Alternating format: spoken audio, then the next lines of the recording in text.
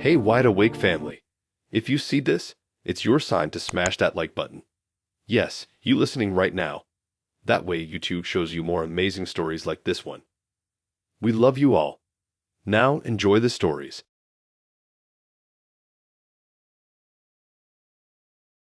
I still remember the exact moment I realized something was off, but it didn't start dramatic at all.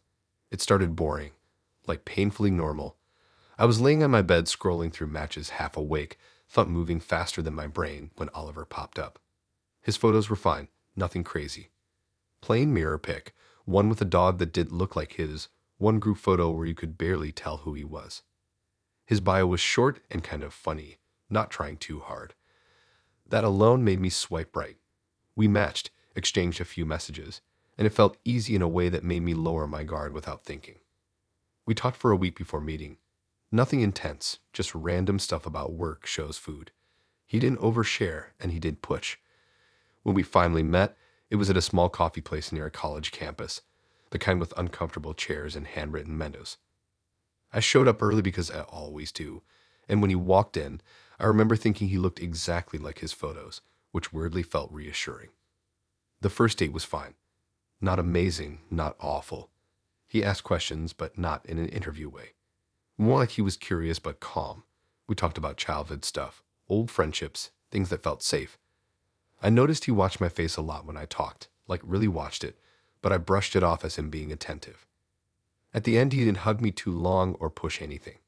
Just said he had a good time and left. After that, we started seeing each other more. Always public places. Coffee shops, busy parks, casual restaurants. At first, I thought he was just cautious. I actually liked that he didn't invite me over or suggest hanging out late. It made him feel different from other guys I had met. But looking back, the pattern was there from the start. Every time we hung out, the conversations followed this weird rhythm.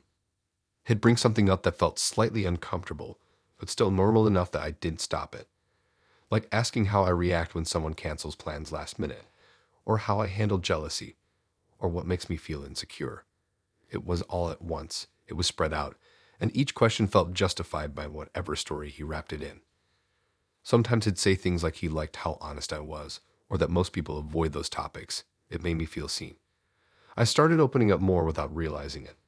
I talked about past relationships, mistakes, stuff I usually kept vague. And every time I did, he'd nod, ask follow-ups, and move on like it was no big deal. One thing that stands out now is how he always positioned his phone. It was never face down. It was always angled slightly toward him, sometimes resting against a cup or a napkin holder. I never saw him filming or taking photos, but I noticed he touched his phone a lot. Adjusting it, moving it, checking it quickly. Again, I told myself everyone does that. Around the fifth date, something small happened that stuck with me. We were sitting outside a food truck area, loud music playing, people everywhere. I told a story about a friend betraying my trust years ago. Nothing graphic, just emotional. When I finished, he didn't respond right away. He just watched me for a second longer than usual, then nodded and changed the subject completely. No comfort, no reaction. It felt weird, but I didn't call it out. Things stayed like that for another couple weeks.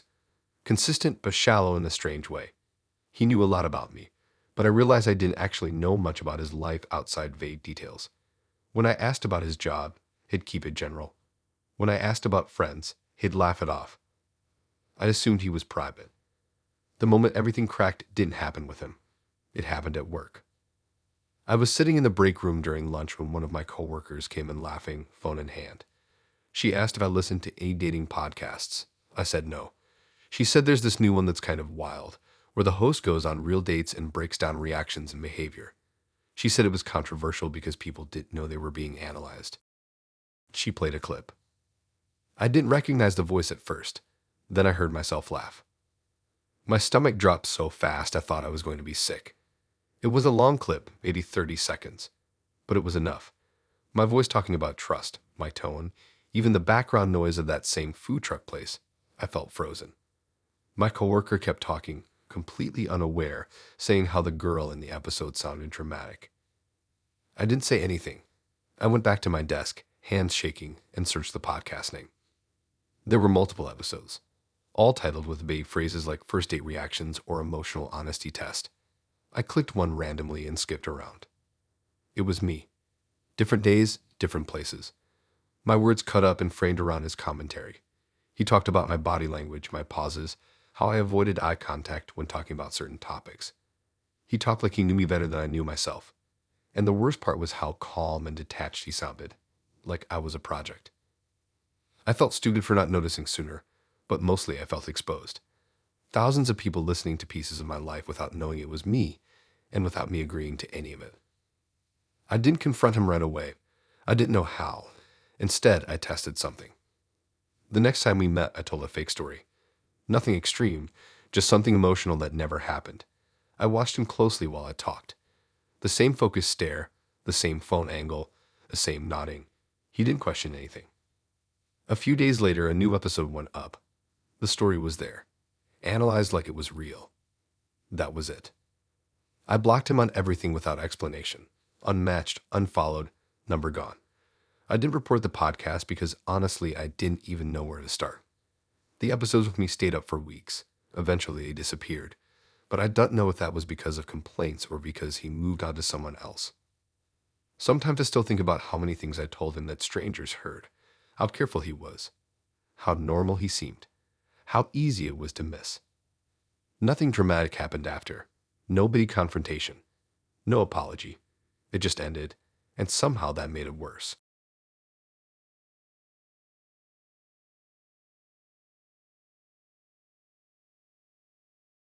I only swiped on Brian because I was procrastinating. That's it. I was supposed to be out reading for a quiz I didn't care about. My phone was on my chest, and I was doing that thing where you tell yourself 5 more minutes, and suddenly an hour disappears. His profile popped up, and it didn't make me feel anything strong, which honestly felt comforting. Brian looked friendly in a generic way. Soft smile, slightly messy hair, the kind of guy who looks like he says sorry a lot even when nothing is wrong. His bio mentioned photography as a hobby and said he liked capturing moments. That sounded harmless, even kind of sweet. I figured worst case, it would be a boring conversation and I'd move on. He messaged me first with something simple about my favorite place in the city. Not favorite food, not favorite movie. Place. I like that. I told him about a park near where I used to live before my family moved. He said he liked spots like that too. Quiet ones where people forget they're being watched. That line didn't hit me until later. We talked for a week before meeting. Nothing intense. Jokes, small stories. He sent me a photo he took of a street at sunset and asked what mood it gave off. I thought it was a little try hard, but I answered anyway. He seemed genuinely interested in how people reacted to things. We met on a Saturday afternoon at a public market. Lots of people. Lots of noise. I felt relaxed. Brian showed up carrying a small camera bag. He asked if I minded if he took some photos while we walked around. Not of me directly, just of the environment. I said sure. It felt artsy and normal. The date was easy. We walked, talked, shared food. He laughed quietly. He listened more than he talked. Every now and then he'd stop to take a photo of something random. Shadows on a wall. Hands exchanging cash. Reflections in windows. He explained he liked candid moments. At one point he asked if he could take a picture of me from behind while I was looking at something. He said it was just for the mood, not my face. I hesitated for a second, then said okay. I didn't feel like it was crossing the line. After that, we kept seeing each other. Parks. Sidewalks. Coffee shops. Always during the day. Ryan always had his camera. Sometimes he'd take photos of me, sometimes just around us. He never posted them as far as I knew. It felt private. He'd show me some of the photos on his camera screen. Blurry shots. Partial faces. Movement. I thought they looked cool in a vague way. He said he liked real moments more than posed ones. I started trusting him. Maybe too easily. He knew my routine, where I liked to sit, which days I was free. It didn't feel invasive at the time. It felt like someone paying attention. One day he asked if he could take photos during one of our dates to help him practice for a course he was taking. He said it was about documenting everyday life. He promised he wouldn't use anything identifiable without permission. I believed him. A few weeks later, he invited me to a small gallery show. He said a friend was hosting it. It was in a converted warehouse. White walls, quiet music, wine in plastic cups. I didn't know anyone there except him. We walked around looking at the photos, street scenes, couples, people sitting alone. Something about them made me uncomfortable, but I couldn't explain why. Then I stopped in front of one and my stomach dropped. It was me. Not my face, but my posture, my jacket, the way I held my phone. I recognized the moment immediately. It was from our second date at a coffee shop. I remembered exactly what I was thinking in that moment. The photo was labeled with a title about detachment and modern youth. I stood there frozen while people around me talked about the meeting. Someone said it felt intimate. Someone else said it was relatable. Nobody knew they were analyzing me. I looked at Brian. He was across the room talking to someone, smiling, gesturing at the photos. I didn't say anything right then. I felt embarrassed and exposed and stupid for not realizing sooner. When we left, I asked him calmly if any of the photos were of me. He said yes. He said he thought I knew. He said my face was invisible so it didn't matter. He said the course encouraged real subjects, not staged ones. I asked if the photos were going to be used anywhere else. He said maybe in an online portfolio, maybe in a class presentation. He said it was good work and people responded to it. I told him I was uncomfortable with that. He looked surprised, like the thought hadn't occurred to him. He said art is about observation, that moments lose honesty when you over-explain them. I didn't know what to say to that. I just felt small. After that, I pulled away, stopped seeing him, stopped replying much. He didn't chase. He just accepted it in a calm way that made me feel even worse. Months later, a friend sent me a link to a photography course. She said, "This reminds me of that guy you dated." I clicked it without thinking. There was a section showcasing student work. I scrolled. There were photos from our dates, different angles, different days. Captions about trust and proximity. One photo showed my reflection in a bus window. Another showed my hands folded on my lap. None of them showed my face, but all of them were me. The description talked about gaining access through connection, about how people act differently when they forget they are being documented. I closed the page and sat there for a long time. I went back through our messages, remembered how often he framed things as moments, how he liked when I forgot about the camera, how he never asked again after the first time. It hit me that I wasn't just someone he dated. I was material, a subject, a series. I never confronted him again. I didn't want an explanation wrapped in artistic language. I just blocked him and tried to forget. Sometimes when I'm out in public and I notice a camera pointed in my direction, even casually, my body tenses. I straighten. I become aware of myself in a way I wasn't before. Nothing terrible happened to me. No scandal. No exposure with my name attached. But something about knowing your quiet moments were collected without you really understanding why stays with you. It makes you wonder how many times you thought you were just being seen when you were actually being used.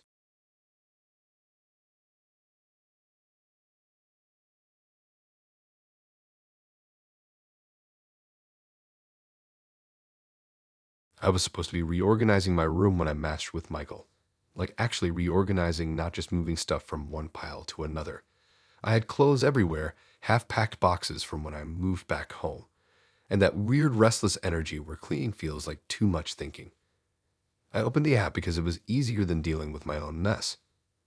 Michael's profile looked serious in a way that made me pause. Not intimidating, just deliberate. His photos were clean. Not polished like influencer clean, more like someone who thought about angles and lighting without caring if it looked cool. His bio said he believed in safety, transparency, and intentional dating. That sounded intense, but also kind of refreshing compared to vague bios with jokes that meant nothing. We matched, and his first message surprised me. He said he preferred being upfront and asked if I was comfortable with honesty even when it was uncomfortable. I laughed a little when I read it, not because it was funny, but because it felt like a job interview question. Still, I answered yes. I figured honesty couldn't be a bad thing. Our conversations felt structured from the start. He asked clear questions: what I was looking for, what I wasn't, how I felt about boundaries. He explained his own preferences carefully, like he didn't want to misrepresent anything. It felt mature. I told my friend he seemed emotionally responsible. Michael told me he believed strongly in safety, especially when meeting people online. He said he had bad past situations and learned the hard way. He talked about background checks, references, and clear expectations. It sounded extreme, but he framed it as respect. When we decided to meet, he suggested a public place during the day, a cafe near a busy intersection. He asked if I wanted to share last names ahead of time so we could both feel comfortable. I hesitated, but he offered his first. I gave mine after a minute. He also asked if I'd be open to sharing social media profiles. I told him I didn't post much. He said that was fine. He said the point wasn't surveillance, just reassurance. That word stuck with me. The date itself was calm. Michael was polite, attentive. He asked before changing topics. He asked if certain questions were okay before asking them. It felt careful, almost gentle. I felt respected in a way I wasn't used to. He talked about his interest in psychology and communication, not in a flashy way, more like a personal interest. He said he liked understanding why people agree to things, why they say yes when they mean maybe. He said it helped him avoid hurting people. After that, we kept seeing each other. Mostly coffee dates and walks, always planned, always discussed ahead of time. He asked consent for small things, sitting closer, changing plans, even texting late. I told people he was the most respectful guy I had met. One night, we were talking about trust and he asked if I'd ever agreed to something just to avoid discomfort. I said yes. I think most people have. He nodded and said that was common. He said people often confuse politeness with consent. He asked if he could ask me some questions as part of the communication exercise he was working on. He said it was about identifying pressure points in everyday interactions so he could avoid them. I agreed because it sounded like self-improvement. The questions were subtle. Would I rather disappoint someone or inconvenience myself? How did I feel when people framed requests as favors? Did I struggle to say no to authority figures? I answered honestly. It felt like a deep conversation, not a test. Over time, those exercises became more frequent. He'd say things like, I'm trying to understand this better. Can I run something by you? I didn't mind. I liked that he was self-aware. One evening at his place, we were sitting at his table and he showed me a document on his laptop. It was a guide he said he was writing about ethical communication. It listed examples of phrasing and their effects. He said he wanted to make sure it didn't come across as manipulative.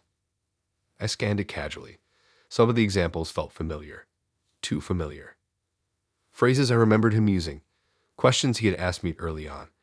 Even moments from our conversations rewritten slightly. I joked about it and said, wow, I'm basically your case study. He smiled and said, more like a collaborator. That word didn't sit right with me, but I didn't push it. Weeks later, we stopped seeing each other romantically. It wasn't dramatic. We both said we weren't fully aligned. He suggested staying in touch. I agreed. Not long after, I stumbled across something online while scrolling late at night. It was a long post about consent and communication. The writing style caught my attention.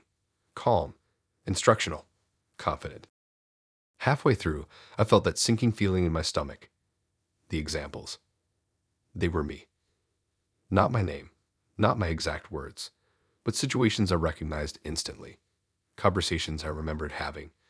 Moments where I hesitated and then agreed. Reframed as teaching tools. The author was Michael.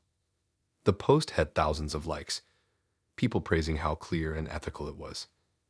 Thanking him for helping them communicate better. No one knew these weren't hypothetical scenarios. I clicked through his page. There were more posts, guides, downloadable content, even a paid course. The price was listed as $49 for a module on gaining an agreement without pressure. I felt dizzy. I went back and read our messages, saw them differently. Every careful question, every framed choice, every moment where he gave me the illusion of control while steering the outcome. I realized the background checks and consent language weren't just values. They were credentials, proof that he was safe so people would trust him. I messaged him, not angry, just asking if he used our conversations in his work. He replied calmly, said everything was anonymized, said he believed in sharing knowledge, said the goal was to reduce harm, not cause it, said I helped more people than I'd ever know. I told him I never agreed to be used like that.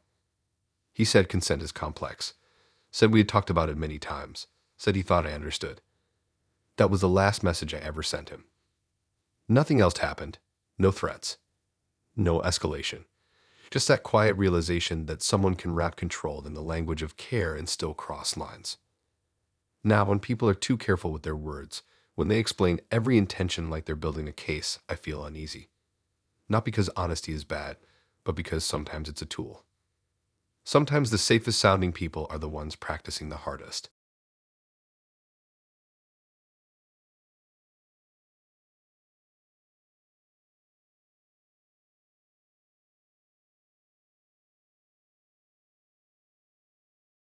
I met Kevin during a week where everything felt too loud even when it was quiet.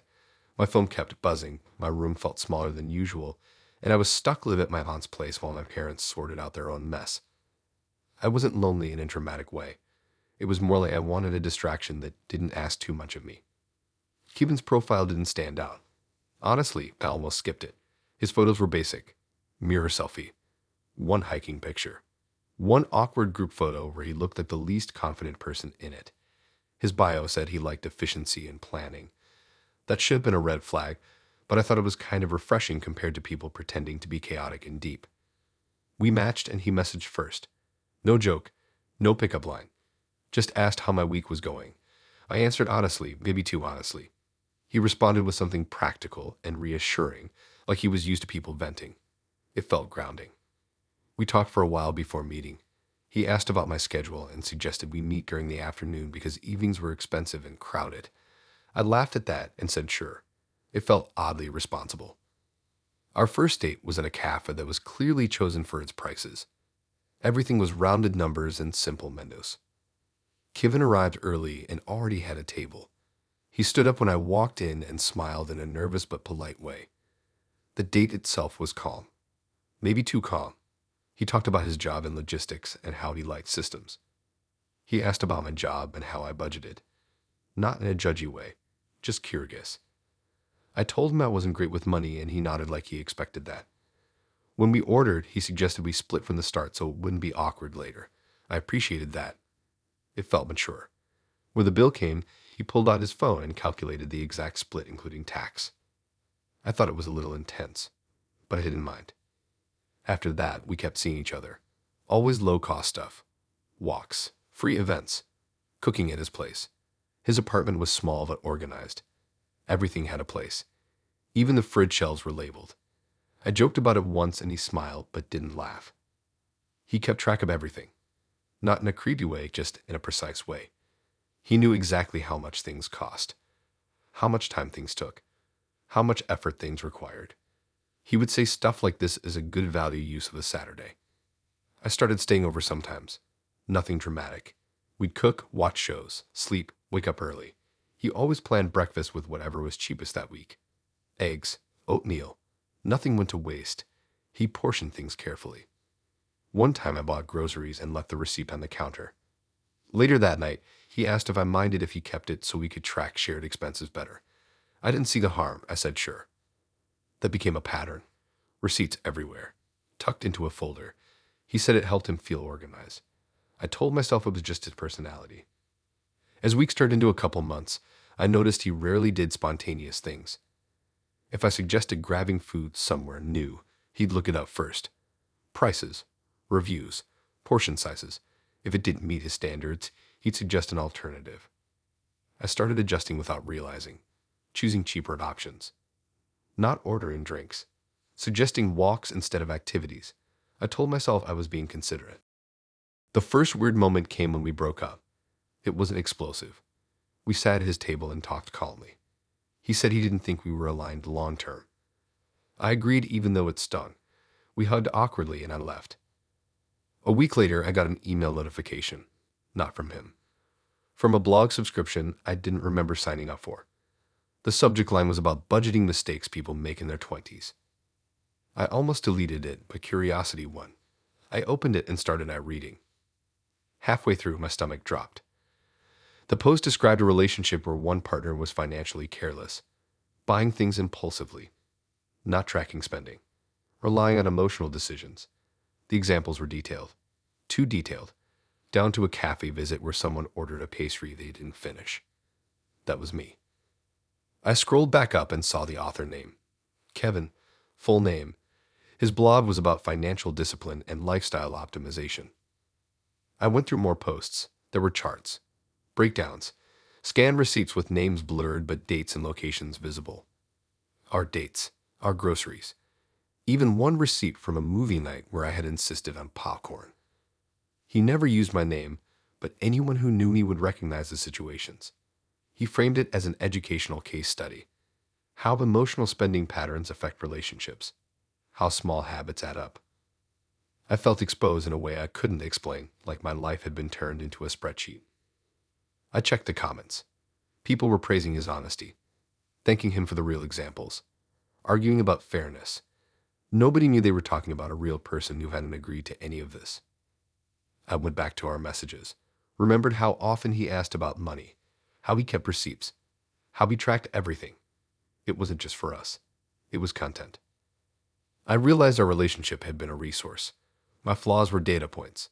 My habits were lessons. I thought about confronting him, typing out something angry, but I didn't want to give him another reaction to analyze, another example. Instead, I unsubscribed. I threw away old receipts. I stopped overthinking every purchase.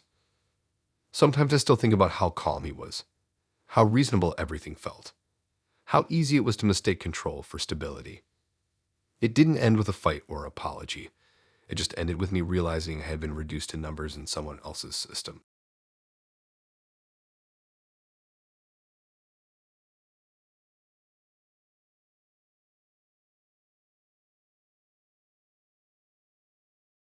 I remember matching with Noah because I was killing time between tasks I didn't want to do. Not procrastinating in a fun way, just that stuck feeling where you keep refreshing the same apps hoping something new appears. I was live back at home again after a short move that didn't work out, sleeping in my old room that still had posters I had never bothered to take down. It felt like going backward, and I hated thinking about it. Noah's profile didn't scream confidence. It actually felt a little unfinished, like he never got around to polishing it. A few photos, all taken indoors. One sitting at a desk with headphones on. One in a kitchen that looked shared. His bio said he was learning about communication styles and liked analyzing conversations. That sounded nerdy but honest. I swiped right without thinking much about it. He messaged first with something oddly specific. He said he noticed I replied in longer sentences than most people and asked if I liked explaining things. That made me pause. Nobody had ever commented on that before. I said maybe, and he replied that it usually meant someone thought carefully before speaking. That felt like a compliment without being cheesy. We started talking daily. No flirting at first. Mostly observations. He'd point out patterns in the way people text or how misunderstandings start. I liked the conversations because they felt different. Like my brain was being used for once instead of just small talk. No one told me he was 25 and worked part-time while figuring out his next move. He said he spent a lot of time in group chats with friends where they broke down social stuff for fun. I pictured something harmless, like overthinking memes or awkward moments. We met at a quiet cafe near a bookstore. Not trendy, just plain. The kind of place people go to sit for a while. Noah showed up a little early and waved when he saw me. He looked nervous but friendly. The date felt low pressure. We talked about random things. How hard it is to say what you mean. How often people misinterpret tone. He listened closely when I spoke, nodding and sometimes repeating back what I said in simpler terms. I thought he was just making sure he understood. After that, we kept meeting up. Sometimes coffee, sometimes walks. Sometimes just sitting somewhere scrolling on our phones together.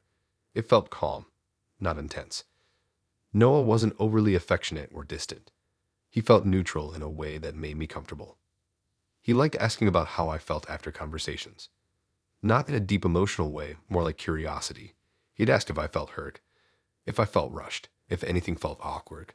I answered honestly because it didn't feel invasive. One thing I noticed was how often he'd ask me to rephrase things. Like if I said something casually, he'd ask how I would say it differently if I were trying to be clearer. I thought it was a communication exercise. I didn't mind. He mentioned once that he liked collecting examples of messages because they helped him learn. He said tone was fascinating. How the same sentence could land differently depending on timing and context.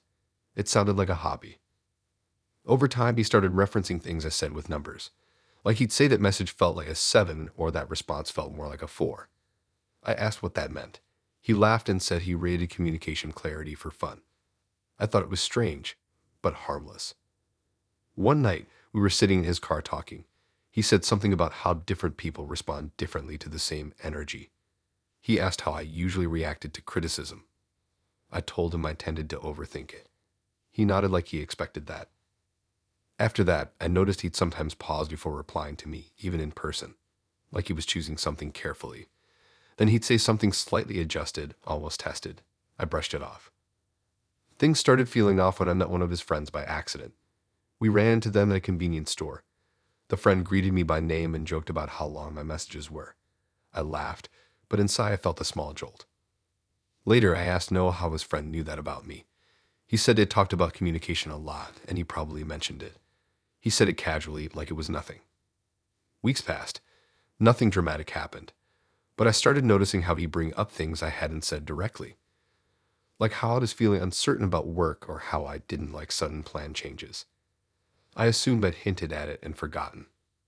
One evening, we were at his place. His roommates were out. We were sitting on the floor eating cheap takeout. He left the room to grab something and his phone buzzed. I wasn't trying to snoop, but the screen lit up. It was a notification from a group chat. The preview showed my name. I froze. I know I shouldn't have looked, but curiosity got the better of me. I picked up the phone and opened the chat. There were dozens of messages. Screenshots of texts. My texts. Blurred slightly, but still readable. My phrasing. My emojis. My questions. Next to them were comments. Numbers.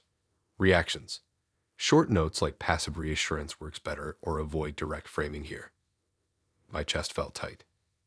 I scrolled further. There were rankings. Dates. Comparisons. Messages labeled as effective or unclear. I saw my name listed with an average score next to it. I put the phone down when I heard him coming back.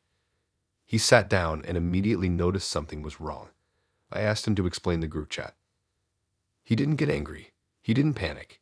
He sighed and rubbed his face like he'd been expecting this moment eventually. He said he and his friends practiced communication analysis together, said they shared examples to give feedback, said everything was anonymized enough, said it was about learning, not judging. I asked if he shared my messages without asking me. He said yes. He said it helped him understand how to respond better to me, said the group helped him avoid missteps, said it improved clarity. I asked why my messages were scored. He said it was just a system. Numbers made patterns easier to see, said I scored high overall. That didn't make me feel better. I asked how long he'd been doing it. He said almost from the start, said it was easier to build understanding early. I felt exposed in a way I didn't know how to describe, like my private thoughts had been passed around for discussion. I told him that wasn't okay, that I never agreed to that. He looked genuinely confused. He said he never thought of it as sharing something personal. He said it was just communication data. I told him I needed to leave. He didn't stop me. He didn't argue. He just said he was sorry if it hurt me. After that, he sent me a long message explaining his perspective, said intention mattered, said he believed openness improved connection, said he never meant to disrespect me. I read it once and didn't reply. We stopped talking. He didn't reach out again after that.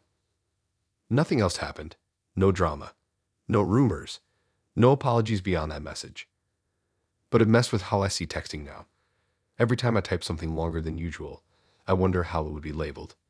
Every time someone responds perfectly, I wonder who helped them write it. Noah didn't think he did anything wrong. That's what makes it unsettling. To him, I wasn't a person crossing a boundary. I was a pattern being refined.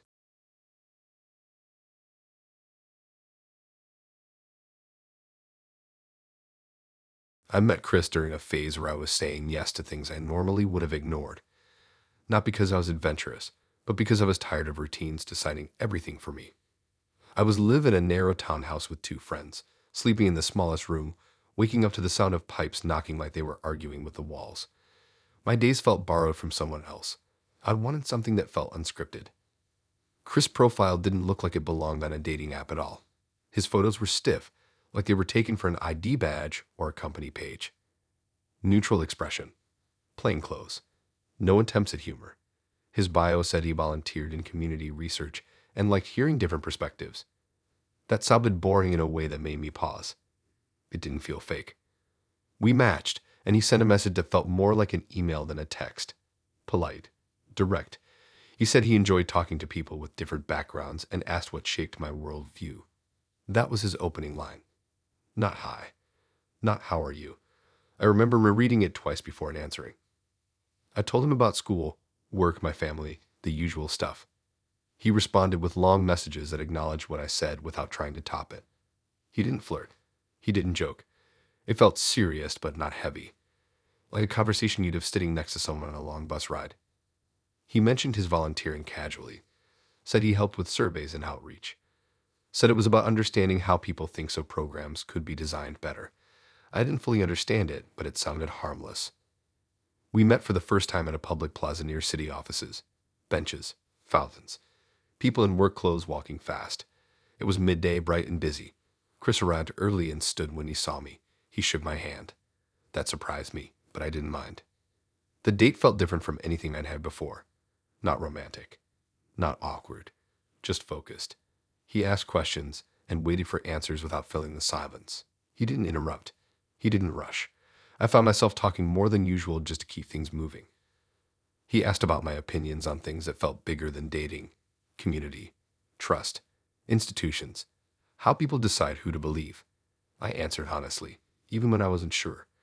It felt like a real exchange, not small talk.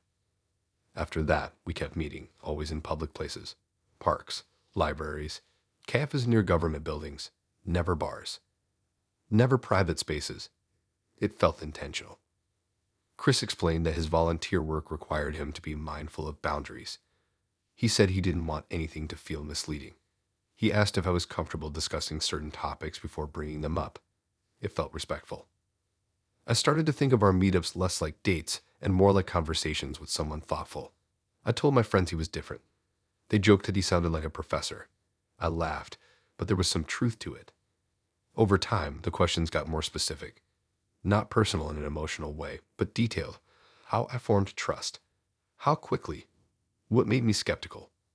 How I reacted when authority was implied. I didn't see the pattern yet. It felt like curiosity. One afternoon, he asked if I'd be open to sharing my perspective for a small project he was helping with. He said it was informal. Just notes. No names. No recordings. He said it helped programs understand real voices instead of abstract data. I said yes. It felt good to contribute to something. After that, he'd sometimes bring a notebook. He'd jot things down while we talked. He always asked before writing, always thanked me after. It felt professional, not sneaky. I noticed he never shared much about himself beyond surface level. If I asked about his opinions, he framed them neutrally. If I asked how something made him feel, he'd redirect back to me. I assumed he was private. Weeks passed. Our conversations blended together. I didn't think of them as anything special, just consistent. Chris never tried to move things forward romantically. No flirting. No leaning in. No hints. It felt safe. One day, he canceled a meetup and apologized more than necessary. He said a research deadline came up. That word stuck with me. Research. Not volunteering. I didn't ask about it then. Later that night, I was scrolling and saw a long post shared by someone I followed. It was about trust formation in social settings. The language felt familiar. Too familiar. I clicked it and started reading. Halfway through, my heart started beating faster. The examples sounded like me. Not just similar, but specific. Age range. Lived situation. Opinions framed the same way I remembered saying them. Even the phrasing felt close. The post talked about how quickly trust forms when romance is implied. How people open up faster when they think there's potential connection. How perceived intimacy accelerates honesty. I scrolled up to see the author. It was Chris. Not his full name, but enough. Same profile photo. Same neutral expression. The bio mentioned community research and public engagement. I felt like the air had been knocked out of me. I went through his page. There were more posts. Longer ones. Case studies. Anonymized, but detailed. Patterns. Charts. Breakdowns. The tone was calm. Analytical. Confident. I recognized myself in multiple places. One post described someone lived with roommates, unsure about routines, open to new connections. Another described how handshakes versus hugs affected perceived authority. Another broke down how asking consent increased compliance. I realized our meetups weren't just conversations. They were observations. The dates weren't dates. They were conditions. I went back through our messages, read them with new eyes. Every careful boundary. Every neutral response. Every question framed to feel safe. It wasn't kindness. It was methodology. I messaged him and asked directly if he used our conversations in his work. He replied calmly, said yes, said everything was anonymized, said the goal was understanding, not exploitation. Said my participation helped improve outreach strategies. I told him I thought we were just talking. He said we were. Said that didn't change anything. Said people talk differently when they believe connection is possible. Said that was the point. That sentence made my stomach turn. I asked if he ever planned to tell me.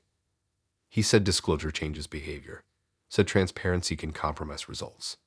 Said he didn't think it caused harm. I didn't know how to respond to that.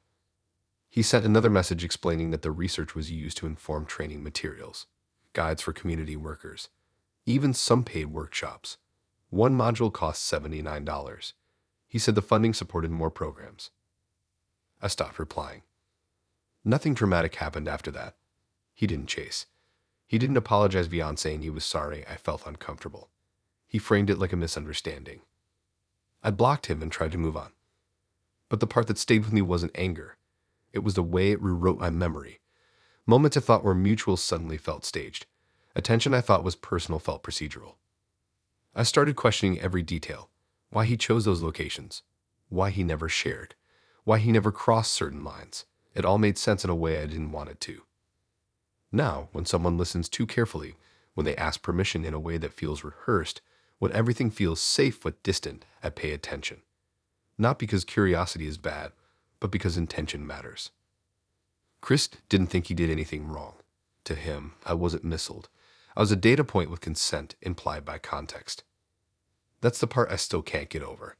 How easily something can feel genuine while serving a purpose you were never meant to see.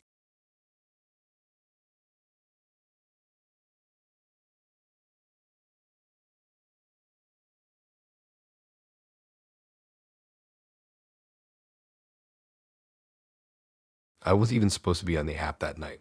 I was bored, half annoyed, sitting on my bedroom floor surrounded by laundry I kept pretending to fold. My phone was on low battery, my brain was even lower, and I remember thinking I'd just scroll for 5 minutes and then delete the whole thing again. That always felt like a lie I told myself. That's when Benjamin showed up. His profile felt calm. Not exciting, not flashy. No gym photos, no forced jokes. Just a couple normal pictures, one outside a restaurant, one sitting in a car smiling like he didn't know someone was taking it. His bio talked about liking routine, cooking at home, and being tired of games. That last part got me. It felt specific, like he was talking directly to people like me. We matched and didn't even talk that much the first day. Short messages. He didn't double text. Didn't flirt hard. He was polite in a way that felt almost old-fashioned. I noticed he always replied in full sentences and used punctuation, which usually annoys me, but with him it just felt steady. We talked for almost 2 weeks before meeting. Part of that was my fault. My schedule was messy, and I kept pushing it back. He never complained. He just said no rush whenever works. Looking back, that should have stood out. Most people push. He did. We met at a small diner near a highway exit. Not trendy, not romantic.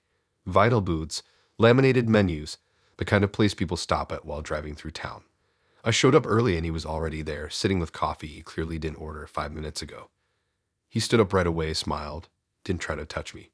Just a quick hello. He was easy to talk to in a quiet way. Not funny, but comforting. He asked about my job, my family, my routines. He didn't overshare about himself, but he didn't dodge questions either. He said he worked in consulting, traveled sometimes, liked keeping things simple. When I asked where he lived, he gave a neighborhood name but didn't go into detail. We ended up staying longer than planned, 2 coffees each. When we left, he didn't ask to walk me to my car or hug me. He just said he had a nice time and hoped we could do it again. I remember sitting in my car thinking, wow, that was surprisingly fine. The next few weeks followed the same pattern. Dinner once a week, always early evening, never weekends. Always places that felt neutral. No bars, no loud music, no late nights. He never came over, never invited me to his place. If I mentioned weekends, he'd say those were usually busy with errands or catching up on life stuff. I didn't push because I didn't want to seem clingy. What pulled me in was how intentional he felt. He'd remember things I said weeks ago. He'd check in if I had a stressful day. He'd send messages that felt thoughtful without being emotional. I started telling my friends he was mature, safe, different. There were tiny things that didn't add up, but I ignored them. Like how he'd never stay over even if we hung out late, or how his phone was always face down, and if it buzzed, he'd flip it quickly and silence it. or how he never posted anything online, not even old photos. When I asked about social media, he laughed and said it caused too many problems. One night, about 2 months in, I noticed he always left around the same time. No matter what, around 9:30. He never said why, just that he had an early morning. Again, I didn't question it. I told myself I liked that he had boundaries. The moment everything started to unravel was completely random. I got a message request on social media from a woman I didn't know. Her profile was private. No bio. Just a name and a photo of her with 2 kids. I almost ignored it. Then I opened it. She asked if I knew Benjamin. My first thought was maybe a relative. I said yes, I was seeing him. Her reply came fast. She said she was his wife. I stared at my phone for a long time. My brain kept trying to find another explanation. Maybe ex-wife. Maybe separated. Maybe someone messing with me. I asked what she meant. She sent a photo. Benjamin standing in a kitchen I had never seen, arm around her, kids smiling. It looked recent, not like an old memory pulled from nowhere. I felt cold all over. She explained everything in paragraphs that felt rehearsed, like she had typed this before. She said they were still married, still lived together. She said she found dating app messages on his email because he forgot to log out on a shared device.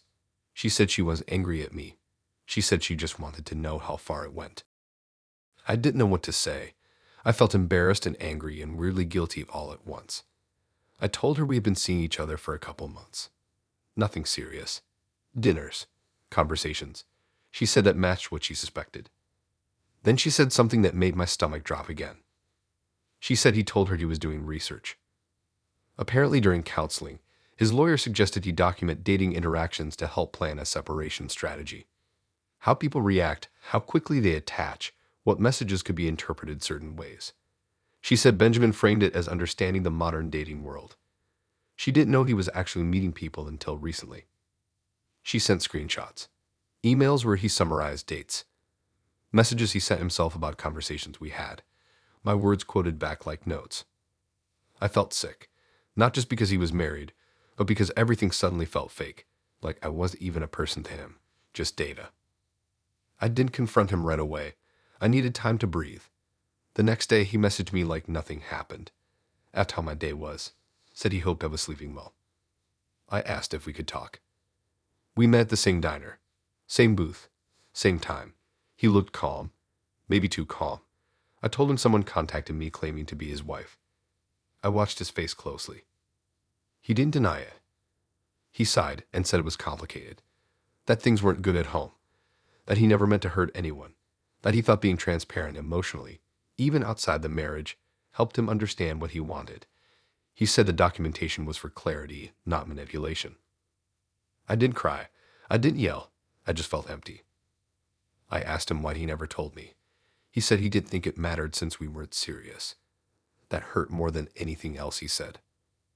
I left before he finished explaining. I blocked him everywhere, unmatched, deleted the thread. I didn't respond to his wife again. I didn't know what to say to her either.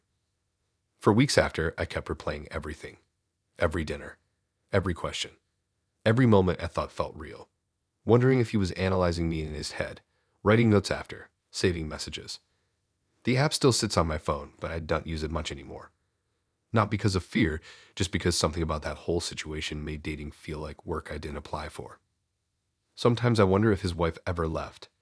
Sometimes I wonder if he's still out there, collecting stories, acting calm and steady, saying he's tired of games.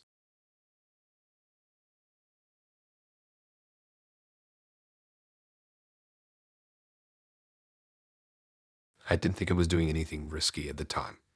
It felt more like boredom mixed with curiosity, the kind that sneaks up on you when you're waiting for something else to happen in your life and nothing is. I was sitting on the bus after a long shift, half listening to music, half scrolling through my phone when I matched with Caleb. I remember almost skipping past him because his photos were kind of plain. Not bad, just unremarkable. But something about how normal he looked made me stop. We started messaging that same night. Right away, it felt different from the usual back and forth. He didn't start with compliments or jokes. He asked questions. Real ones. The kind that made me pause before answering. Things about what stresses me out, what I avoid talking about, what makes me feel misunderstood. I remember thinking it was weird, but also kind of refreshing. Like finally someone was asking me what my favorite movie was. The thing is, I answered him. All of it. Maybe too easily. He reacted in a way that made it feel safe. Not dramatic, not judgmental. Just acknowledging what I said and moving gently to the next question. It felt like talking to someone who already knew me somehow. I told myself that meant chemistry. We met after about a week. Not because we rushed it, but because it just happened naturally. He suggested a park near a river, the kind with long walking paths and benches every few feet. It was early afternoon, sunny, lots of people around. I showed up nervous but not anxious. He looked like his pictures. Tall, relaxed posture, soft voice. He smiled a lot but not in a forced way. We started walking and talking like we had known each other longer than we actually had. The conversation never stopped. There were no awkward gaps. When I mentioned something personal, he didn't jump in with advice. He just listened, nodded, asked more. By the end of that walk, I had told him things I usually only tell friends after years. Family stuff, old heartbreaks, mistakes I wasn't proud of. It didn't even hit me how strange that was until later. At the time, it felt good, like unloading a heavy bag I had been carrying around. After that, we saw each other regularly, always in public, always during the day or early evening. Coffee shops, parks, bookstores. He never suggested going somewhere loud or crowded in a chaotic way. Everything felt controlled, calm, predictable. Every time we met, the conversations went deeper. He'd frame it like mutual openness, like we were building something real by being honest. He'd say things about emotional growth and understanding patterns. It sounded smart, thoughtful. I started believing that this was what mature dating looked like. One thing that stands out now is how little he shared about himself. He talked, but it was always surface level. Work stress, general opinions.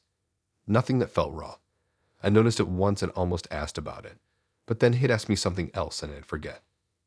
After a while, I started noticing how often he circled back to the same topics. Trust, vulnerability, rejection. He'd ask how I reacted when someone pulled away, how I handled being ignored, what I thought people owed each other emotionally. It felt repetitive, but I assumed he was just really into self-improvement. One night, after a long walk, I went home and felt weirdly drained. Not sad, just empty. Like I had talked for hours without actually connecting. I brushed it off. The first real red flag came online. I was scrolling through a relationship forum I sometimes read when I couldn't sleep.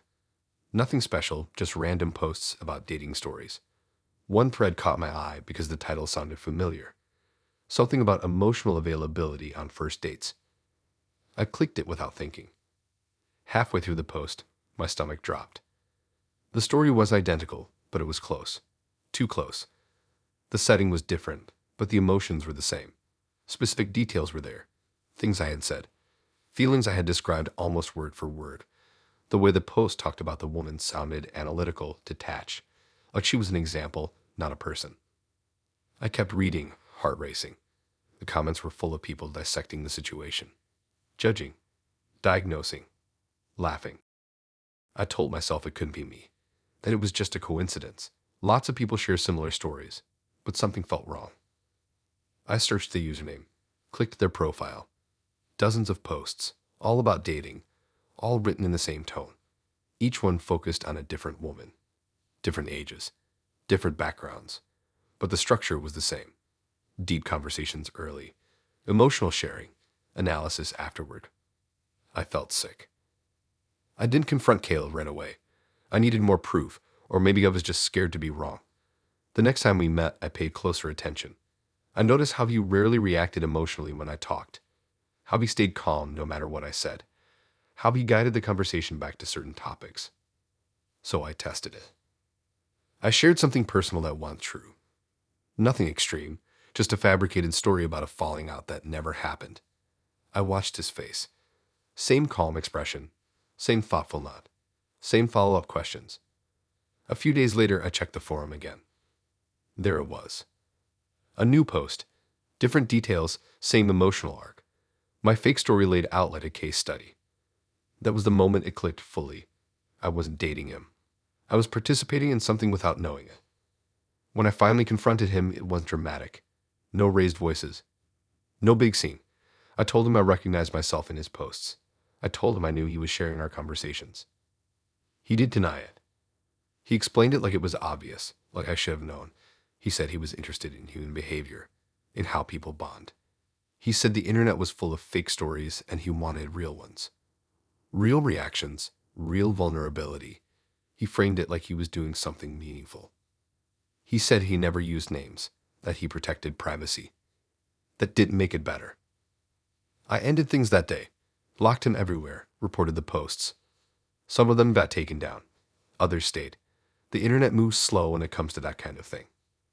For a long time after, I questioned myself. Why I opened up so fast, why I didn't notice sooner, why I trusted someone just because they asked the right questions. Dating felt different after that. Not scary, just quieter. I became more aware of how much I was giving away. How easily emotional honesty can be pulled out of you if someone knows how to ask. Sometimes I still stumble across threads that sound familiar. Sometimes I wonder how many people never realized their stories weren't private. I don't think Caleb thought he was doing anything wrong. I think that's what makes it worse.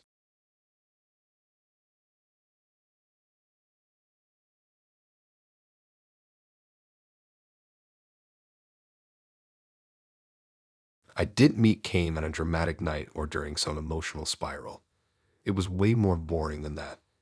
I was sitting in a parking lot outside a grocery store, engine off, bags in the back seat melting slowly, just killing time before going home. I had the app open out of habit more than intention. Swipe, swipe, pause, swipe, then Kame.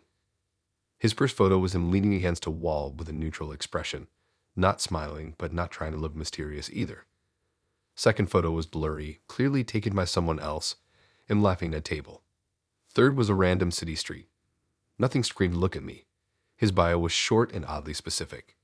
He mentioned liking quiet mornings, rewatching shows instead of starting new ones, and having strong opinions about pizza toppings. It felt normal in a way that didn't feel staged. We matched and did talk until the next day. He sent a message commenting on something in my bio that most people skipped over. It wasn't flirty, just observant. I liked that. I replied without thinking much about it. Our conversations didn't rush. No rapid-fire messages, no constant replies. Sometimes it'd take hours, sometimes a full day. It didn't bother me. It actually made me less anxious. When he did reply, it always felt thoughtful, like he had actually read what I said instead of skimming it. After a few days, I noticed something subtle. He agreed with me a lot. Not in an obvious yes man way, but in this smooth alignment way. Same taste in music. Same opinions about work culture. Same pet peeves. At first it felt lucky. Like wow, finally someone on the same wavelength. We met in person after about 10 days. He suggested a small art market that popped up on weekends. Outdoor, casual, lots of people walking around. I liked that he didn't pick a bar or restaurant. It felt low pressure. He looked exactly like his photos. Same posture, same calm energy. When we walked around, it felt weirdly easy. Like the conversation had already been happening and we were just continuing it in person. We talked about random stuff. Shows, routines, annoying habits. He laughed at the same parts I did. He even mirrored the way I complained about certain things using the same phrasing. I remember thinking it was kind of funny how similar we were. After that, we started seeing each other more. Always places that fit my vibe. Coffee shops I liked. Neighborhoods I preferred. Food spots I had mentioned wanting to try. I thought he was being considerate. I didn't question how he always seemed to know exactly what I'd be into. The more we talked, the more I felt understood. He'd finish my sentences sometimes. Not in an annoying way, but in a way that felt intimate. Like he really got me.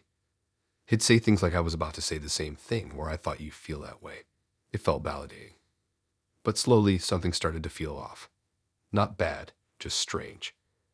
I realized that whenever I introduced a new interest, he picked it up almost immediately and mentioned a podcast, and suddenly he loved it.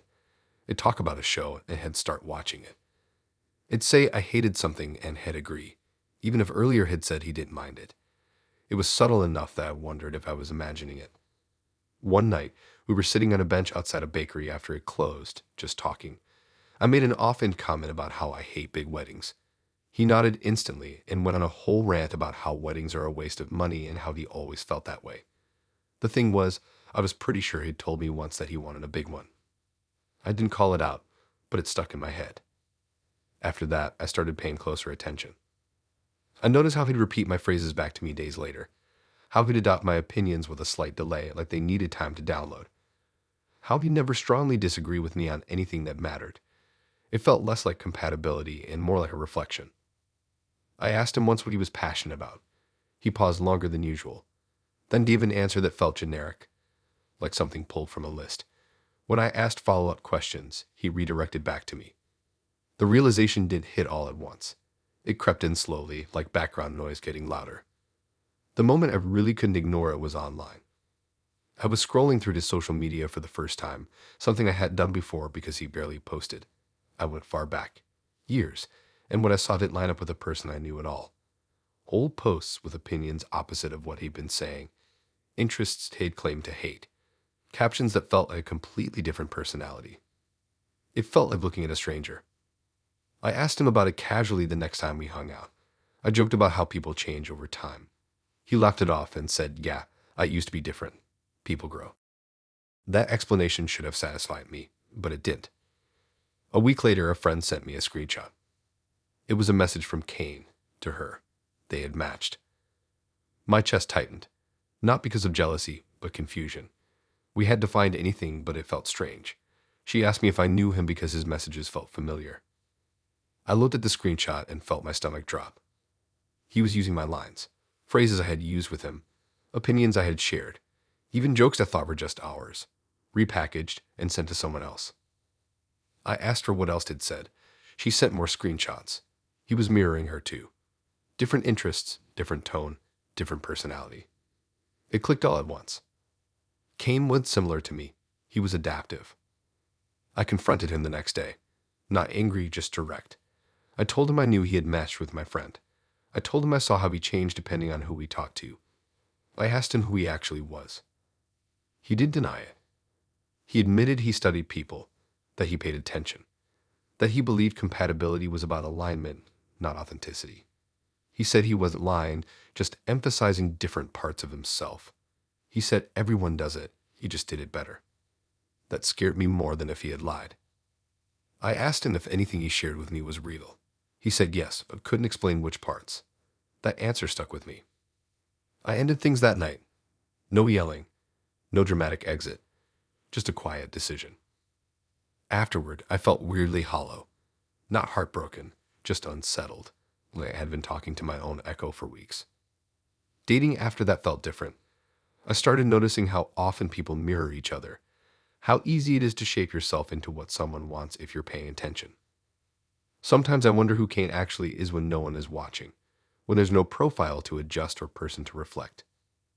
I don't think he was trying to hurt anyone. I think he just didn't know how to be himself.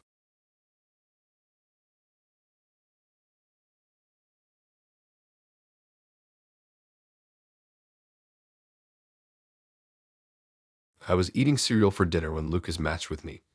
Like standing at the kitchen counter, box open, spoon halfway to my mouth, phone propped against a cup. I remember it because I spilled milk when the notification popped up and I got annoyed for no reason.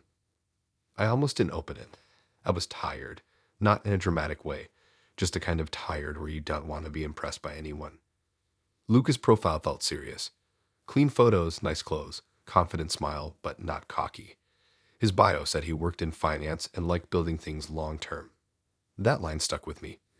It felt adult, stable, different from the usual jokes and emojis. I swiped right without much thought.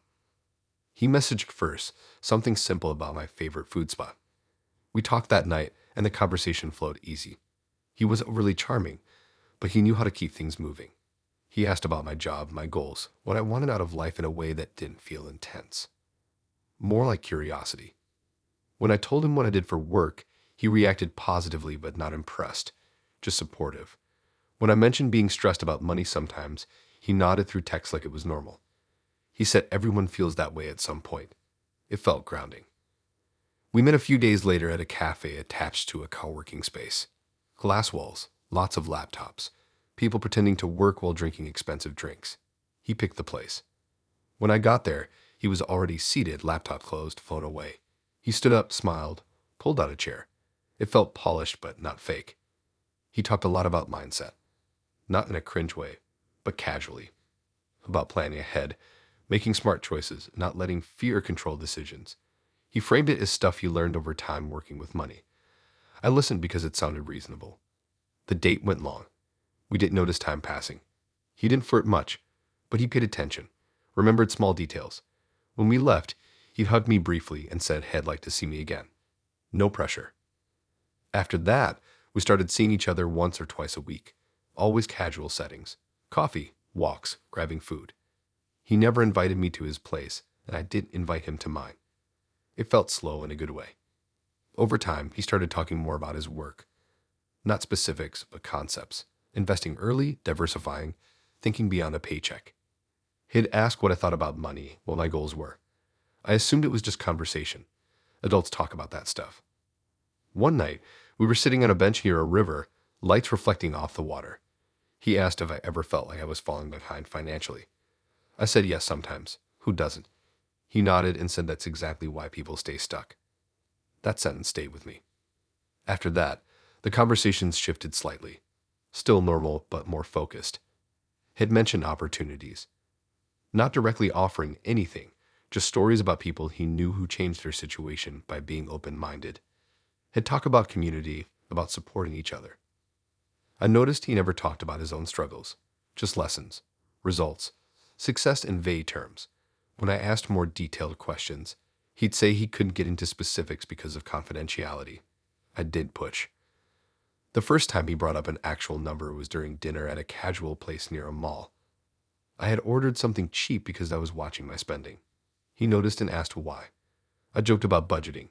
He smiled and said budgeting is important, but so is growth. He mentioned that some people start with as little as $500 and build from there. He didn't say I should. He just said it was possible. I laughed it off. Said I barely had that. He shrugged and said everyone starts somewhere. After that, he started sending me articles. Not links, just screenshots. Headlines about financial freedom, about alternative income streams. I didn't ask for them, but I didn't tell them to stop either. I told myself he was just passionate. The turning point came when he invited me to a small group meetup. He framed it as networking.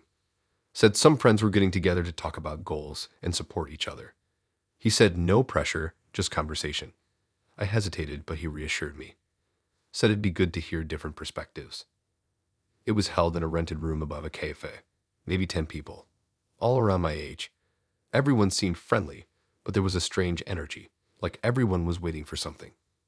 A guy stood up and started talking about mindset, about how the system is designed to keep people tired, about how traditional paths don't work anymore. It sounded motivational, but also rehearsed. Lucas watched me the whole time, not in a creepy way, but attentively, like he was gauging my reactions. Then they started sharing stories, people talking about how they used to struggle and now felt hopeful, about investing in themselves, about joining something bigger. They did mention names, but it was clear there was a program. When they finally explained it, it involved contributing money up front, not a product, not a service, just joining the group that taught others how to build income through recruiting. I felt my stomach sink. They talked about it like it was obvious, like you did see the value, you just weren't ready. Lucas didn't speak during that part. He just watched me. Afterward, he asked what I thought. I said I wasn't comfortable. He didn't get angry. He smiled softly and said he understood. Said not everyone is ready at the same time. That night, I went home feeling weird. Not pressured, but disappointed, like I had misunderstood what this was. Over the next week, he pulled back slightly. Still message, but less often. When we did talk, he'd mentioned the group casually, how they were growing, how supportive everyone was. He never directly asked me to join again, but it hovered over everything. I started noticing how he framed our relationship around potential. Not just emotional, but financial. He'd say things like, imagine where we could be in a year, or wouldn't it be nice to build something together? It made my chest tighten. I finally asked him directly if he'd still be interested in me if I never joined. He paused for a long time before answering, then said he'd want to be with someone who shared his vision. That was my answer. I ended things the next day, told him I didn't feel comfortable continuing. He responded politely, wished me well, didn't argue. A few days later, I checked the app out of curiosity. His profile was gone. I searched his name online and found nothing. No trace. Weeks after, I got a message from someone I did know, a girl asking if I had dated Lucas. She said he had invited her to the same group. She felt unsure and wanted to compare notes. That message made everything feel heavier. I realized how easily emotional connection can be used as leverage, how trust can turn into currency without you noticing. I don't think Lucas thought he was doing something wrong. I think he believed in what he was doing, believed that convincing people was helping them. But to me, it felt like I was never the point, just a potential entry.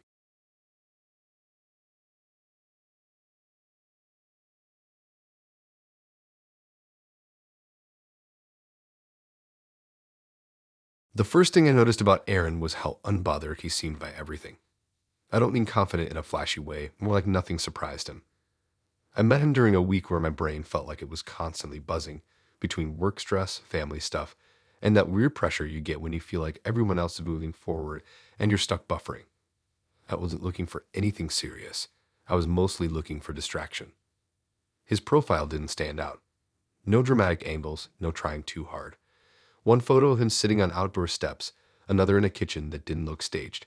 His bio said something about liking honest conversations and growth. I usually rolled my eyes at that kind of thing, but for some reason that night it landed. We matched, and instead of the usual small talk, he asked how my week had actually been. Not good, with a question mark, but a real question. I answered honestly without thinking much about it. He replied with something that made it clear he actually read what I said. That alone pulled me in. Our messages felt calm. No pressure to reply fast. No weird flirting, just steady conversation. He didn't push to meet right away. He said he liked building a little comfort first. That felt refreshing, especially after dealing with guys who treated the apple like a race. When we finally met, it was at a community garden near an old library. His idea. I thought it was kind of random, but I liked that it wasn't loud or crowded. We walked around slowly, looking at plants, sitting on a bench for a while. The conversation flowed easily, but what stood out was how safe it felt to talk. Aaron had this way of listening that made you forget you were talking. He didn't interrupt. He didn't jump in with advice. He'd just nod or ask something gently that made you go deeper. I found myself talking about things I hadn't planned to share. Old friendships that fell apart. Family tension. Moments I still felt embarrassed about. He never reacted strongly, just accepted it. After that first meeting, I felt lighter, like I had gotten something off my chest without realizing it was heavy. We started seeing each other once or twice a week, always public places, parks, cafes, long walks through neighborhoods I liked. He never invited me to his place, and I never went to mine. It felt intentional, like we're keeping things focused on conversation. Each time we met, the talks got deeper. He framed it as emotional growth. He said most people don't slow down enough to understand themselves. I believed him. I started thinking of our time together as something good for me, even if it didn't turn into a relationship. What I didn't notice at first was how little he shared about himself. He talked, but it was always vague. Lessons instead of stories. Ideas instead of details. If I asked about his past, he'd give a broad answer and then gently turn the question back to me. At the time, I assumed he was just private. There were moments where I left feeling drained instead of energized. Not sad, just empty. Like I had poured a lot out and didn't get much back. I told myself that was part of being open. One night, after a long walk, I went home and lay on my bed staring at the ceiling, replaying the conversation. I realized I couldn't remember a single specific thing about his life that I hadn't already guessed myself. The first real crack appeared online. I was scrolling late at night, half asleep, half I reading random posts on a discussion site about relationships. I clicked a thread about emotional intimacy on first dates. Halfway through the post, I froze. The way the writer described the woman felt familiar. The phrasing, the emotions. The details were different, but the core was too close to ignore. It felt like someone had taken my thoughts and rearranged them. I tried to convince myself it was coincidence. Lots of people go through similar stuff. Still, my chest felt tight. I clicked the profile. There were dozens of posts, all about dating, all written in the same calm, analytical tone. Each one focused on someone opening up early. Each one dissected reactions, pacing, vulnerability. None used names, but the patterns were impossible to miss. I didn't sleep much that night. The next time Aaron and I met, I paid attention in a way I hadn't before. I noticed how he steered conversations, how he gently guided me back to certain topics. trust, insecurity, emotional habits. It felt less organic now, like a structure I hadn't noticed before. So I tested it. I told him a story that wasn't true. Not something extreme, just an emotional situation that never happened. I watched him closely as I spoke. Same calm expression, same nodding, same thoughtful follow-up questions. He didn't hesitate. He didn't question anything. A few days later, I checked the site again. There it was. A new post, different setting, same emotional arc. My fake story lay out like a case study, broken down into observations and conclusions. People in the comments debated the behavior like it was a puzzle. I felt sick. I didn't confront him right away. Part of me wanted to be wrong. Another part of me didn't want to hear him explain it away. When I finally brought it up, we were sitting on a bench near a pond. Ducks moving slowly across the water. It felt too peaceful for what I was about to say. I told him I had seen his posts. I told him I recognized myself in them. I told him I knew he had been sharing our conversations. He didn't deny it. He looked almost relieved. He said he was interested in human connection, that he believed real stories mattered more than hypothetical ones. He said he never shared identifying details and that people learned from them. He framed it like a contribution. I asked him why he never told me. He said people behave differently when they know they're being observed. That sentence still bothers me. I told him I never agreed to be part of that. He said consent is complicated in emotional spaces. That's when I knew there was nothing left to say. I stood up and left without making a scene. I blocked him everywhere, reported the posts. Some were taken down. Many stayed. For a long time after, I questioned my own openness. Not in a blaming way, but in a tired way. I started holding back more, measuring my words, not because I was scared, but because I understood how easily vulnerability could be collected. I don't think Aaron thought he was doing something harmful. I think he believed listening was enough, that as long as he wasn't cruel, that was fine. But being heard without permission doesn't feel safe. It feels like being studied. Sometimes I wonder how many people never realized their stories were never private.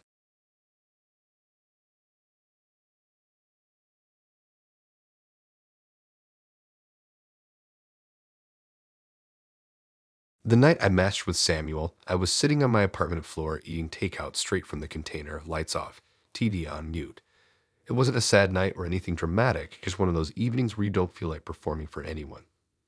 I almost didn't swipe on him because his profile felt oddly polished without being flashy. Not influencer polished, more like someone who had thought carefully about how he wanted to be seen.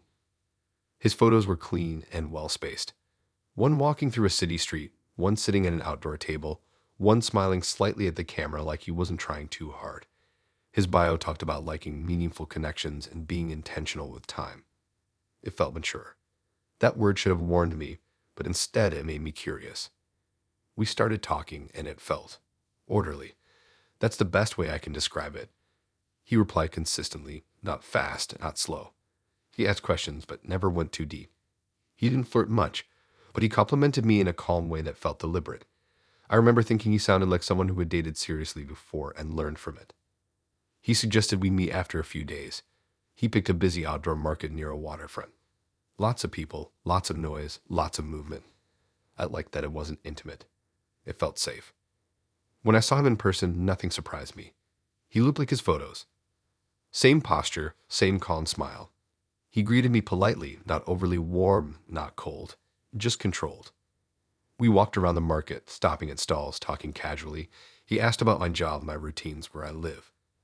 I noticed he paid attention to details. He remembered small things I mentioned earlier. He also had his phone on a lot, not scrolling, just holding it. Sometimes angled toward us, sometimes resting against something nearby. I noticed it, but I didn't think much of it. The date went well. Not exciting, not boring. Comfortable. When it ended, he suggested we do it again. I agreed. After that, we started seeing each other once or twice a week. Always public places. Cafes, parks, outdoor seating areas. Never indoors. Never quiet. At first, I thought he just preferred being out. I didn't question it. What stood out was how he framed everything as intentional. He talked about being present, about not rushing things, about building something real slowly. It sounded healthy. I liked that he didn't push for anything physical or emotional too fast. But there was something slightly performative about it all. Every time we hung out, he suggested taking a photo. Not selfies exactly, more like casual shots. Us walking. Us sitting with drinks. Us smiling at something off camera. He never made it obvious. He'd say things like, "This lighting is nice," or "This spot looks cool." I don't love taking photos. I didn't mind a few. It felt harmless. He always asked before posting anything, but he also always posted something. A story here, a photo there. Nothing tagged, nothing explicit. Just hints of life being lived. I started noticing how carefully he curated what others could see. His social media was active but controlled. No oversharing. No randomness. Everything felt placed. One afternoon, we were sitting in an outdoor cave, and I noticed him adjusting his phone angle again. I asked if he was expecting a call. He smiled and said no, just making sure it didn't fall. It was a small moment, but it stuck with me. As weeks passed, I realized something else. He talked a lot about how others perceived him. Not in an insecure way, more like awareness. He mentioned how people assume things based on appearances. How first impressions matter. How narratives form quickly. It felt like he was always thinking a few steps ahead. I asked him once why he never invited me to his place. He said he liked keeping things simple and neutral early on. That he didn't want to blur lines too fast. It sounded reasonable. But then I realized he never let me see anything unpolished about him. No messy days. No off moods. No vulnerability that wasn't framed nicely. It felt like he was always on. The moment that shifted everything was something small and stupid. I was scrolling through social media late one night and saw a post from someone I vaguely knew. It was a photo of Samuel. At first, I thought it was a coincidence. Then I recognized the background. It was from a day we spent together at a botanical garden. The caption talked about a committed relationship, about stability, about showing consistency. I wasn't tagged. I wasn't mentioned, but the story was clear. My chest tightened. I clicked through more posts, more photos that clearly involved me, just cropped or framed so I wasn't visible. Stories describing dates we had been on, written like they were milestones in a serious relationship. I felt weirdly erased and used at the same time. I didn't confront him immediately. I needed to understand what I was looking at. Over the next few days, I paid closer attention. I noticed how often he checked his phone after we hung out. How he'd subtly reposition us when walking, like he was thinking about how it would look later. How he'd suggest specific spots to sit or stand. I started to feel like I was participating in something without knowing the rules. I finally asked him about the post. I kept it casual. Asked if he had shared something about us. He smiled and said he liked documenting meaningful moments. He said it helped him reflect. I told him it felt like he was presenting us as something we hadn't discussed. He said labels were the point. Perception was. That sentence bothered me more than anything else he said. He explained that his job valued stability and image. That people trusted consistency. That showing a grounded personal life helped professionally. He said it wasn't lying, just storytelling. I asked him why he never told me that was part of it. He said he didn't think it mattered since it didn't change how he treated me. But it did. I started replaying everything. The public places. The photos. The lack of private space. It all made sense in a way that made my stomach sink. I realized I wasn't being dated. I was being displayed. I told him I wasn't comfortable continuing. He didn't argue. He nodded like he had expected it. He said he respected my decision. What bothered me was how easily he let go. A few weeks later, I saw similar posts. Same tone. Same kind of photos. Different person. Same narrative. I felt strangely relieved. Not because it hurt less, but because it confirmed what I had felt. I don't think Samuel was trying to be cruel. I think he genuinely believed that curating a life was the same as living it. That if something looked real enough, it counted. Dating after him made me more aware of how often moments are shaped for an audience. How easy it is to mistake intention for authenticity. Sometimes I wonder how many people never realize they're part of someone else's proof.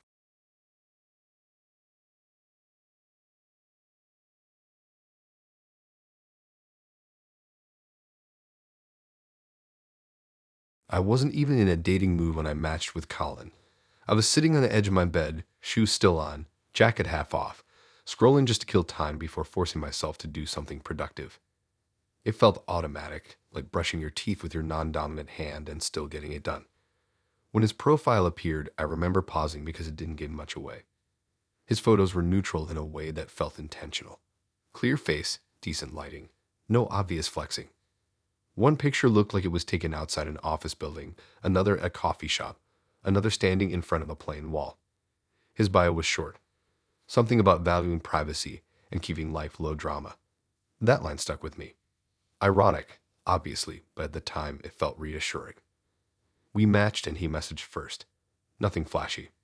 Just a comment about the area I'd live and how he liked that neighborhood. I replied, and the conversation started moving without effort. He wasn't dry, but he wasn't overly animated either. Calm, steady, polite. He didn't ask anything too personal right away, which made me more comfortable. What I noticed early on was how accurate his questions were. He didn't ask broad things like what you do for fun. He asked specific things like if I preferred working alone or in groups, or whether I liked staying busy or having empty days. It felt thoughtful, like he was actually trying to understand me instead of filling silence. After a few days, he suggested meeting. He picked a cafe near a transit station, busy enough to feel safe but quiet enough to talk. I showed up a little early. He arrived exactly on time. In person, he was exactly how he seemed online. Calm, controlled, polite. He didn't rush into anything. No awkward compliments, no forced charm. We talked easily. About work, routines, small annoyances. He remembered things I had mentioned in messages. That impressed me. At one point, he mentioned something I was sure I hadn't told him yet. Nothing major, just a detail about my job stress. I assumed I had forgotten saying it. That happens. The date ended normally. No weird energy. No red flags. He asked if I wanted to see him again. I said yes. Over the next few weeks, we met a handful of times. Always public places. Cafes, parks, casual food spots. He never invited me to his place, and he never asked to come to mine. It felt respectful. But there were moments that made me pause. Colin seemed to know how I would react before I reacted. If I hesitated about something, he'd adjust his tone instantly. If I mentioned a boundary, he never pushed. It felt like emotional intelligence, but it also felt rehearsed. He also knew things about me that I didn't remember sharing. Preferences, opinions, little habits. Every time I told myself I must have mentioned it earlier. I didn't want to seem paranoid. One night, while we were sitting outside a small restaurant waiting for our food, he casually brought up a short-lived job I had years ago. I was confused because I was certain I had never talked about it. I asked how he knew. He smiled and said I must have mentioned it before. I let it go, but the feeling didn't leave. After that, I started paying closer attention. I noticed how he avoided answering questions about his past. Not evasive, just vague. He'd redirect smoothly. Ask something else. Keep the focus on me. I also noticed how careful he was with his phone. Not hiding it, but controlling it. Notifications silenced. Screen always locked. No accidental glimpses. The shift happened during a conversation that should have been boring. We were sitting on a bench near a busy street, just talking about random life stuff. I mentioned an old argument I had with a former roommate. Again, something I had never told him before. He nodded and responded with a level of familiarity that didn't make sense. He referenced details I hadn't shared. I felt my chest tighten. This time, I didn't brush it off. I went home that night and did something I hadn't done yet. I looked him up. I started simple. Social media. His accounts were minimal, private, carefully curated. Nothing helpful. So I searched his name more broadly. That's when I found it. A background check site. One of those data aggregation pages that pull together public records. His name appeared connected to several accounts and services. One of them was a business registered under a vague consulting label. I clicked through. The description mentioned risk assessment and personal betting. My stomach dropped. I kept digging. Slowly, carefully, I found references to services that offered detailed personal reports. Employment history. Address records. Social connections. Even estimated personality traits based on online behavior. It clicked in a way that made me feel cold. He hadn't been listening closely. He had been prepared. The next time we met, I went in with a different mindset. I chose a busy outdoor area and watched him closely. I noticed how he adjusted his responses based on my tone, how he avoided surprises, how he never seemed genuinely caught off guard. So I tested it. I casually mentioned something false, a made-up hobby, A small but specific detail. He didn't react at all, just nodded and accepted it. 2 days later, he brought it up again, but slightly corrected. That was it. I confronted him directly the next time we met. No anger, no drama. I told him I knew he had looked me up. I told him I knew he had access to information I never shared. For the first time, he looked uncomfortable. He didn't deny it. He explained it like it was normal, like it was responsible. He said dating strangers carried risk. That people lie. That doing a background search was just being cautious. He said he did it with everyone. I asked him how much he knew. He paused before answering. Too long. He said only what was publicly available. That didn't make it better. I told him it felt invasive. He said he never used the information to judge me negatively, that he just wanted to avoid surprises. I asked him why he didn't tell me. He said people act differently when they know they're being evaluated. That sentence made my skin crawl. I ended things right there. No yelling. No scene. I stood up and left. Afterward, I felt exposed in a way I hadn't before, like my life had been laid out on a table without my consent. I went home and locked everything down, changed privacy settings, removed old accounts, took down information I had forgotten was even there. Dating after Colin felt different, not because I was scared, but because I was more aware of how much information exists, of how easily someone can access it, of how knowing things doesn't mean understanding them. Sometimes I wonder how many people never realize the person across from them already knows the ending of their story.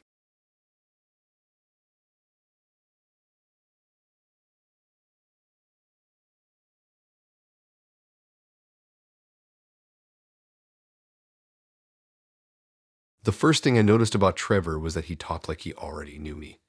Not in a creepy way, more like he was skipping steps. I wasn't thrown off by it at first. I was actually kind of flattered. I had been in a phase where conversations felt repetitive, like everyone followed the same script, and Trevor felt like he was jumping ahead to the interesting parts. I matched with him late at night while sitting on the floor of my living room, back against the couch, phone charging from an outlet that barely worked. I wasn't planning on meeting anyone. I was just scrolling to shut my brain off. His profile didn't look extreme. No flashy photos. Mostly casual shots, one in a hoodie, one outdoors, one mirror photo that didn't look too staged. His bio talked about honesty and not wasting time. That should have sounded intense, but it didn't. It sounded confident. He messaged first and immediately commented on something specific I had written. Not a compliment, not a joke, just an observation. I replied, and within a few messages, he was already asking questions that felt personal but not inappropriate, at least not yet. The thing about Trevor was that he framed everything as openness. If he asked something that made me pause, he'd say it was because he believed in being real from the start. That phrase came up a lot. Being real. Being honest. Not pretending. We met after a few days at a casual food place near a shopping center. Loud enough that you didn't feel watched. Busy enough that it felt safe. He was already there when I arrived, sitting upright, alert, like he was waiting for a meeting to start. He smiled when he saw me, but it didn't reach his eyes fully. I didn't think much of it. The date itself wasn't bad. It was engaging, actually. He asked thoughtful questions, listened closely, remembered details. But every now and then, he pushed slightly past what felt comfortable. Not crossing a clear line, just nudging it. For example, he asked about my past relationships early on. I gave a vague answer. He nodded and asked why they ended. I hesitated and answered lightly. He accepted that, then asked what my biggest mistake had been. He said it casually, like it was a normal thing to ask someone you just met. When I hesitated, he smiled and said I didn't have to answer if I didn't want to. That made it feel like my choice, so I answered. That pattern repeated itself over and over. We started seeing each other more after that. Coffee dates, walks, grabbing food. He texted often, checked in, commented on my mood. He had this way of noticing when I pulled back and gently calling it out. He'd say things like, "You seem quieter today," or "Did I say something wrong?" It made me feel seen, but also slightly monitored. Trevor talked a lot about communication, about how most problems came from people avoiding uncomfortable conversations. He said he valued honesty above everything. He said that meant being willing to sit in discomfort. At first, I admired that. It sounded mature. But then I noticed how often discomfort seemed to benefit him. He'd push a topic, I'd hesitate, he'd reassure me, and I'd give more than I planned to. Every time, he framed it like progress, like we were building something deeper by crossing boundaries together. One night, we were sitting on a bench near a parking lot after getting food. It wasn't romantic, just convenient. He brought up something I had mentioned briefly before about family tension. I had brushed it off at the time. Now he asked for details. I said I didn't really want to get into it. He nodded and said he respected that. Then he waited. The silence stretched. Not awkward, just heavy. I felt like I was holding something back. After a minute, I started talking again, filling the space. He listened closely, eyes fixed on me, not interrupting. When I finished, he thanked me for trusting him. That sentence stuck with me later, because I hadn't decided to trust him. I had just reacted to the moment. As weeks went on, I started feeling like I was always slightly off balance, like I was adjusting to him instead of relaxing. He never raised his voice, never demanded anything. He just kept asking, nudging, reframing. He also had a habit of testing reactions. He'd say something mildly provocative, then watch my face closely. If I reacted strongly, he'd pull back and say he was just being honest. If I didn't, he'd push a little further next time. It felt like a slow calibration. I started noticing how often he used phrases like "this is just how I communicate," or "I don't believe in filters." Anytime I expressed discomfort, he framed it as something to work through rather than something to respect. The moment I really started questioning everything was during a conversation that should have been harmless. We were walking through a neighborhood with a lot of older houses, just killing time. He brought up the idea of sharing phone locations someday. Not now, he said, just eventually, as a way to build trust. I laughed it off and said that wasn't really my thing. He didn't argue. He just said it was interesting that the idea made me uncomfortable. He asked what I thought I was protecting. That question hit me wrong. I told him I didn't like feeling tracked. He nodded and said that made sense. Then he asked if I'd feel the same way if I had nothing to hide. That was the first time I felt a flicker of anger. I told him that trust wasn't about access. He smiled and said that was a common belief. He said everyone has blind spots. I went home that night feeling unsettled. I replayed the conversation over and over, wondering why it bothered me so much. Nothing he said was outright bad, but the way he said it felt like he was positioning himself as the one who understood things better. After that, I started pulling back, responding slower, sharing less. He noticed immediately. He asked if something had changed. I said I was just tired. He accepted that, but the questions didn't stop. They just became softer. He'd say things like, "I want to make sure I'm not crossing any lines," or "tell me if I ever push too much." It sounded considerate, but it also put the responsibility on me to manage his behavior. The breaking point came on a random afternoon. We were sitting at a table outside a cave, people walking by constantly. He brought up an argument we had never had, something about how I react when I feel challenge. I didn't know what he was talking about. He said he had noticed patterns, that when he asked certain questions, I shut down slightly. He said it like an observation, not a criticism. I told him I felt pressured sometimes. He nodded and said pressure reveals truth. That was it. I told him I didn't like how often he framed discomfort as growth. I told him it felt like he was pushing boundaries instead of respecting them. I told him I felt studied. He looked genuinely surprised. Then he said he thought I appreciated honesty. I said honesty doesn't mean ignoring consent. He went quiet for a moment, then said he never meant to make me uncomfortable, that he just believed people avoid things that matter. I told him that maybe what mattered to him didn't matter to me. We ended things there, calmly. No drama, no raised voices. He said he understood. I said I needed space. After that, I spent a lot of time thinking about how subtle pressure can be, how easy it is to confuse being challenged with being respected, how someone can sound thoughtful while slowly stepping past lines you didn't know you needed to draw. Dating after Trevor made me more aware of my own pauses, of the moments where I answered just to fill silence, of how often people frame pushing as caring. Nothing big happened with him. No explosion. No apology. It just ended. And honestly, that felt fitting.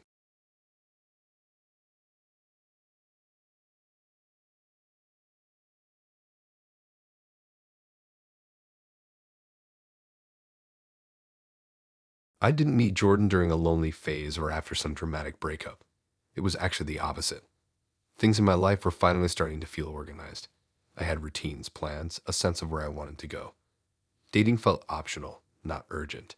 That's probably why I didn't notice the warning signs right away. I matched with him on a weekday morning while waiting for my coffee to finish brewing. I remember because I almost spilled it when my phone buzzed. His profile felt optimistic in a grounded way. Smiling photos, nothing flashy. One picture looked like it was taken in an office lobby, another outside on a walking trail, another sitting at a desk with a laptop.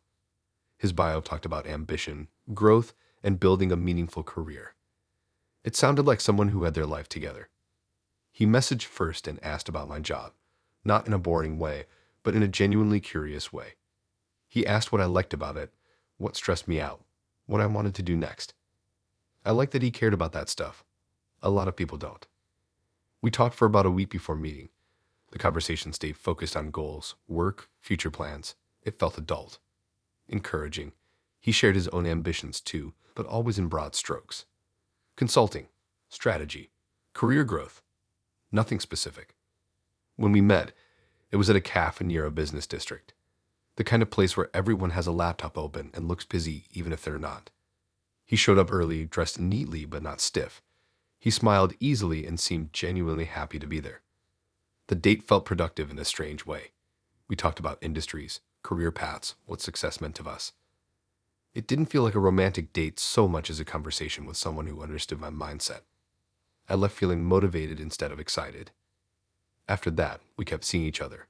Mostly short meetups, coffee breaks, walks during lunch hours, sometimes early dinners. He was supportive in a way that felt rare. He'd remember things I said about work challenges and ask about them later. He'd offer advice when I asked, but not unsolicited. What pulled me in was how he believed in me. He'd say things like you're capable of more than you think, or you have the kind of brain companies want. It felt good to be seen that way, especially by someone who seemed knowledgeable. At some point, I started sharing more, talking through career decisions out loud with him. Mentioning roles I was interested in, companies I admired. He listened closely, asked smart questions, helped me clarify my thoughts. I didn't realize how much information I was giving him. He never pressured me emotionally. He never pushed for more time or deeper commitment. It all felt balanced, like we were two independent people supporting each other. Then he started mentioning opportunities. Not directly offering anything, just talking about openings he'd heard about, trends in hiring, skills that were in demand. He'd asked if I had considered certain paths. It felt helpful, not intrusive. One night, we were sitting on a bench outside an office complex after grabbing food. He asked where I saw myself in a year. I gave an honest answer, told him about a role I was aiming for, how I planned to get there. He nodded thoughtfully and said that made sense. A few days later, he sent me a message saying he had applied for a new position. Same industry, same type of role. I didn't think much of it at first. Lots of people work in the same fields. It wasn't a big deal. But then he asked for advice. He asked how I would approach the interview, what skills I'd emphasize, what kind of questions I thought they'd ask. I was flattered he valued my input. I answered honestly. Over the next few weeks, this pattern repeated. He'd share updates about applications, ask for feedback, ask how I would handle certain scenarios. I told myself it was mutual support. That's what healthy connections do. Then something shifted. I applied for a role I had been talking about for months, one I was really excited about. When I told Jordan, his reaction was positive but reserved. He wished me luck, asked a couple questions, nothing more. A week later, he casually mentioned he had applied there too. My stomach tightened, but I tried not to overreact. Again, same industry. It happens. But then it kept happening. Companies I mentioned, roles I described, paths I was exploring. He seemed to follow right behind me, always a step ahead, always with a little more confidence. I started feeling uneasy, but I couldn't quite name why. He wasn't doing anything wrong on the paper. He wasn't lying. He wasn't hiding it. The moment it really hit me was during a phone call. He called to tell me he had gotten an offer, one of the roles I had helped him prep for, one I hadn't heard back from yet. He sounded excited, but controlled, thanked me for my advice, said it made a difference. I congratulated him, but after we hung up, I sat in silence staring at my wall. It felt like something had been taken from me, even though it hadn't technically been mine yet. After that, I started connecting the dots. The questions, the interest, the encouragement. It all felt less supportive and more strategic now, like he'd been gathering information, not just listening. I went back through our messages, not obsessively, just carefully. I noticed how often he asked for specifics, timelines, company names, interview formats. I noticed how rarely he shared comparable details unless I prompted him. I decided to test something. I told him I was considering a completely different career move, something I had no intention of pursuing. I framed it seriously, talked through my reasoning. He reacted immediately, asked questions, gave opinions. 2 weeks later, he mentioned he was exploring something similar. That was enough. I confronted him the next time we met, calmly. No accusations. I told him it felt like he was following my path instead of walking his own. I told him it made me uncomfortable.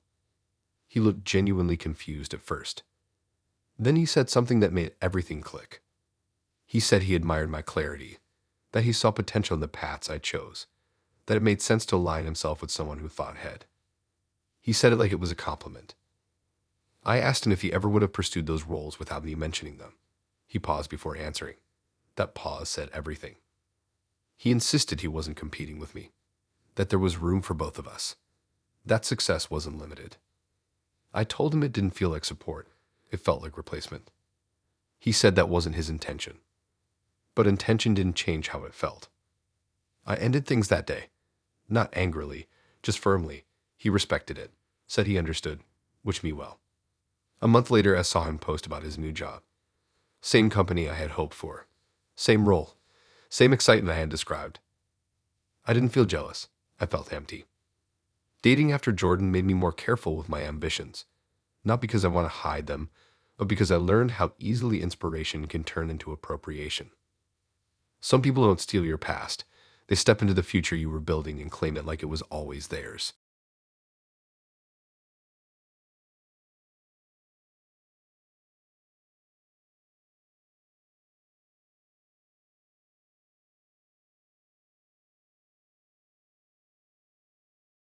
I had already decided I was done with dating apps when Marcus showed up.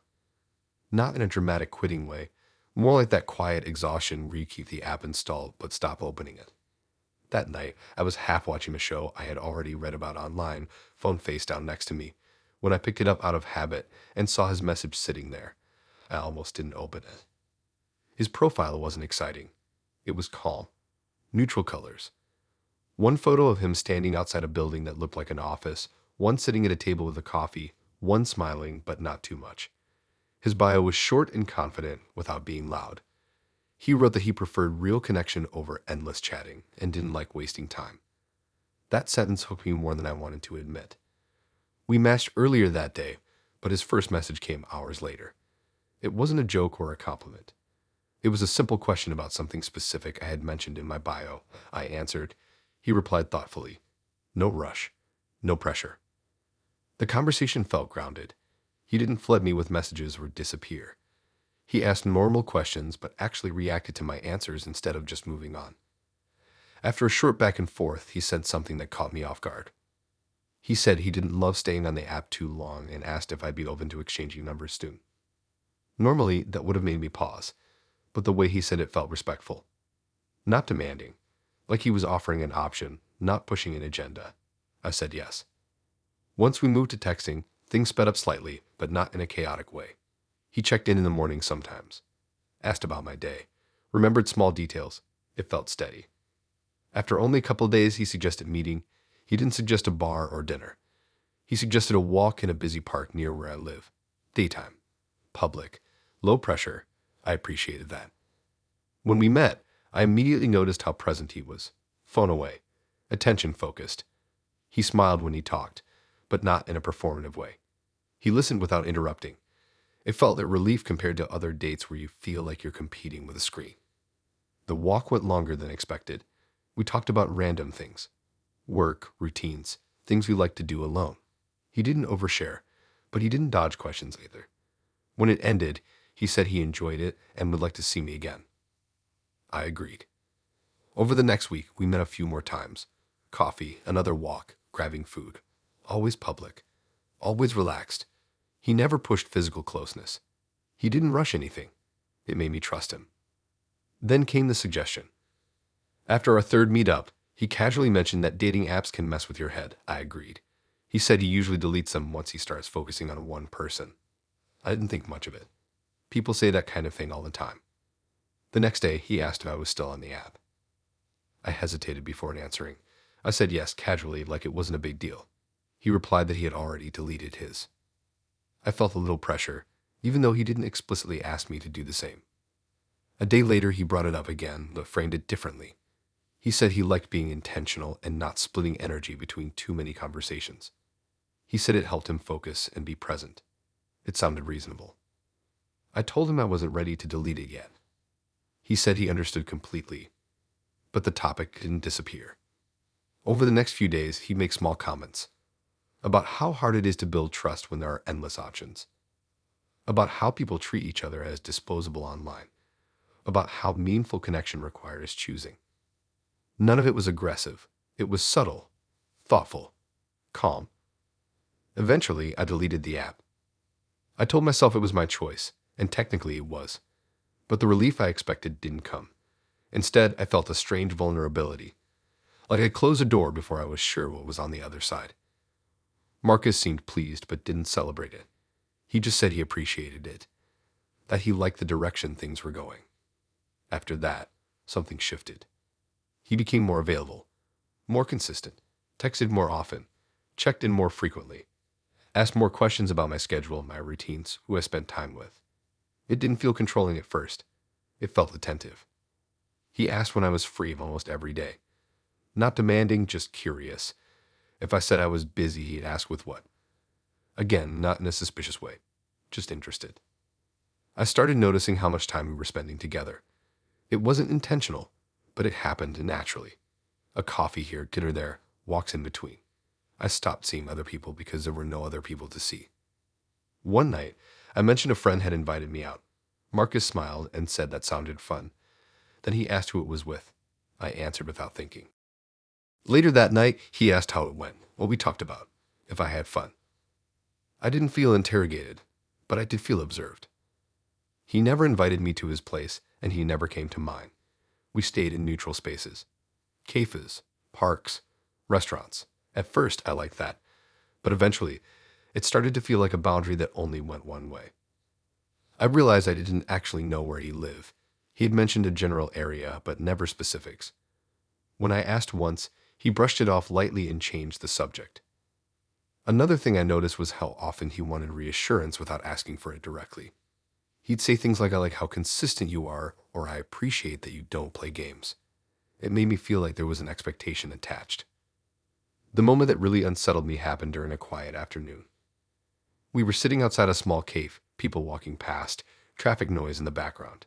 He asked if I trusted him. The question felt too big for the moment. I said we were getting to know each other. He nodded and said trust grows when people make choices. He asked if I had been talking to anyone else. I said no. That was true. He smiled and said he liked that. Then he asked if I ever missed the app.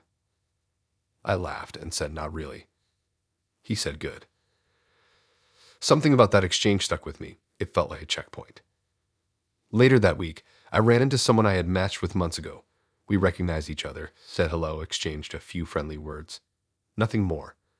When I mentioned it to Marcus casually, his tone shifted. Still calm, but sharper. He asked if the person knew I was seeing someone. I said it didn't come up. He said he liked transparency. After that, I started feeling like I needed to report things. Not because he asked directly, but because it felt easier than dealing with the subtle tension. I finally stopped and asked myself why I felt uneasy. That's when it clicked. I had removed my options, but he had gained access. Access to my time, my attention, my availability. I asked him one night why he pushed so hard to get off the app so quickly. He didn't get defensive. He said apps create competition and comparison, that he preferred simplicity, that he wanted to build something without distractions. I asked him if he was still on any apps. He paused. Then he said no. I believed him, but the pause stayed with me. A week later, a friend sent me a screenshot. Marcus's profile. Active. Updated. I felt a rush of heat through my chest. Not heartbreak. Anger mixed with clarity. I confronted him calmly. Told him I knew he was still on the app. Asked why he pushed me to delete mine while keeping his. He didn't deny it. He said he liked to keep options open until he felt secure. He said deleting early made him vulnerable. He said he needed time. I asked him why my vulnerability was acceptable, but his wasn't. He didn't have a good answer. He tried to explain it as different timelines, different comfort levels, but it felt like a double standard that had been hiding behind calm language. I ended things that night. No shouting, no accusations, just a quiet decision. Afterward, I reinstalled the app, not because I wanted to date immediately, but because I wanted my autonomy back, the ability to choose, the ability to walk away without feeling boxed in. Dating after Marcus taught me something simple but important. Anyone who rushes you to close doors early should be willing to close the same ones themselves. Sometimes urgency isn't about connection, it's about control.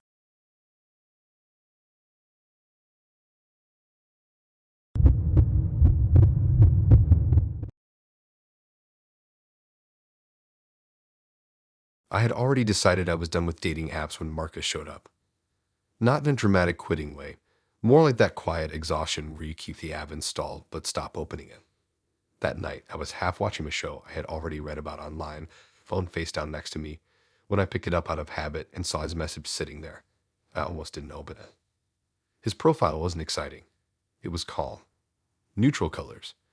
One photo of him standing outside a building that looked like an office, one sitting at a table with a coffee, one smiling, but not too much. His bio was short and confident without being loud.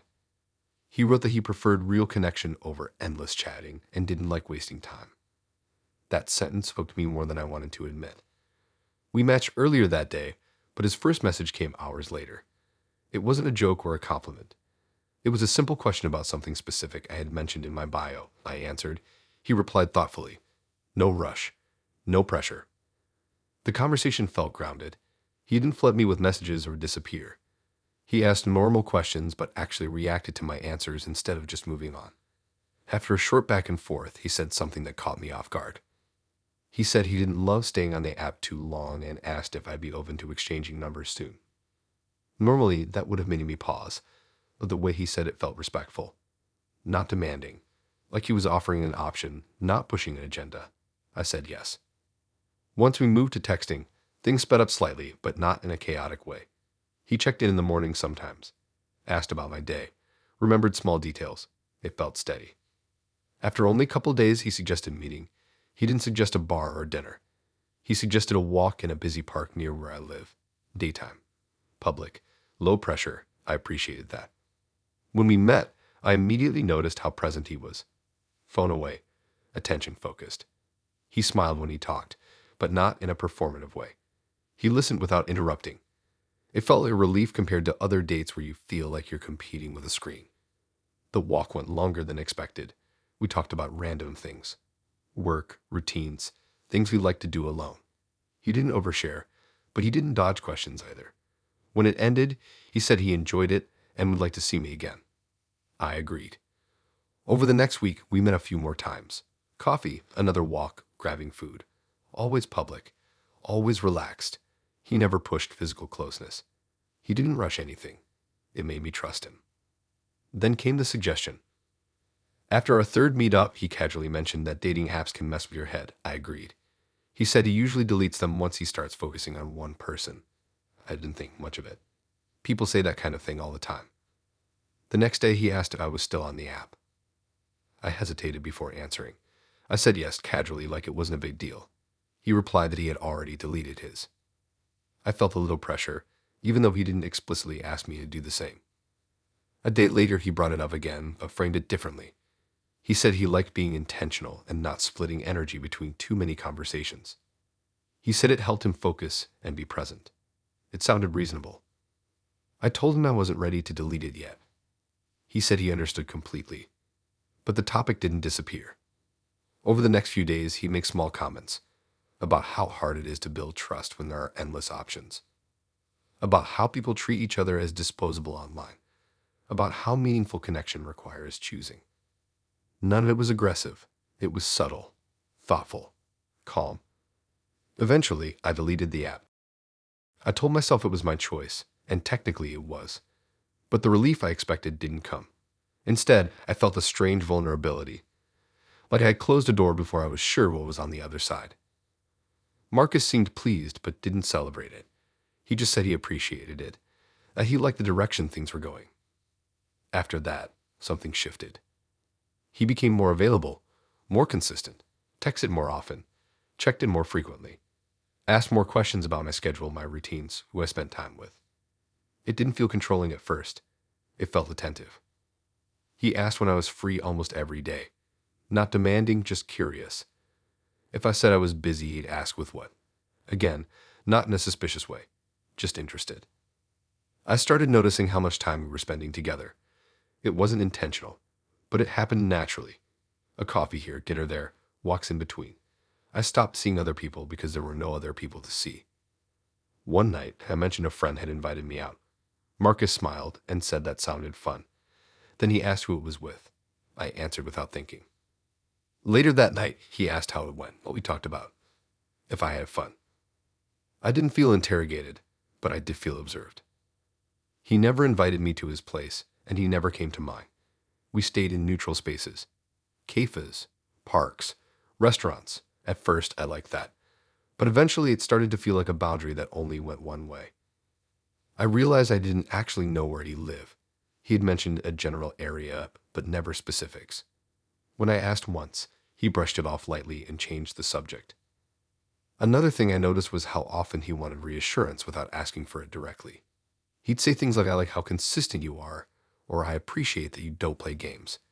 It made me feel like there was an expectation attached. The moment that really unsettled me happened during a quiet afternoon.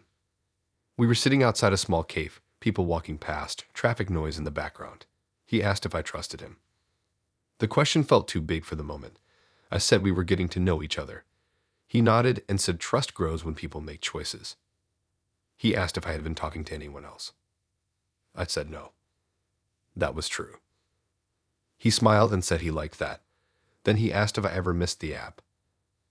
I laughed and said not really. He said good. Something about that exchange stuck with me. It felt like a checkpoint. Later that week, I ran into someone I had matched with months ago. We recognized each other, said hello, exchanged a few friendly words. Nothing more. When I mentioned it to Marcus casually, his tone shifted, still calm, but sharper. He asked if the person knew I was seeing someone. I said it didn't come up. He said he liked transparency. After that, I started feeling like I needed to report things. Not because he asked directly, but because it felt easier than dealing with the subtle tension. I finally stopped and asked myself why I felt uneasy. That's when it clicked. I had removed my options, but he had gained access. Access to my time, my attention, my availability. I asked him one night why he pushed so hard to get off the app so quickly. He didn't get defensive. He said apps create competition and comparison, that he preferred simplicity, that he wanted to build something without distractions. I asked him if he was still on any apps. He paused. Then he said no. I believed him, but the pause stayed with me. A week later, a friend sent me a screenshot. Marcus's profile. Active. Updated. I felt a rush of heat through my chest, not heartbreak. Anger mixed with clarity. I confronted him calmly, told him I knew he was still on the app, asked why he pushed me to delete mine while keeping his. He didn't deny it. He said he liked to keep options open until he felt secure. He said deleting early made him vulnerable. He said he needed time. I asked him why my vulnerability was acceptable, but his wasn't. He didn't have a good answer. He tried to explain it as different timelines, different comfort levels, but it felt like a double standard that had been hiding behind calm language. I ended things that night. No shouting, no accusations, just a quiet decision. Afterward, I reinstalled the app, not because I wanted to date immediately, but because I wanted my autonomy back, the ability to choose, the ability to walk away without feeling boxed in. Dating after Marcus taught me something simple but important. Anyone who rushes you to close doors early should be willing to close the same ones themselves. Sometimes urgency isn't about connection, it's about control.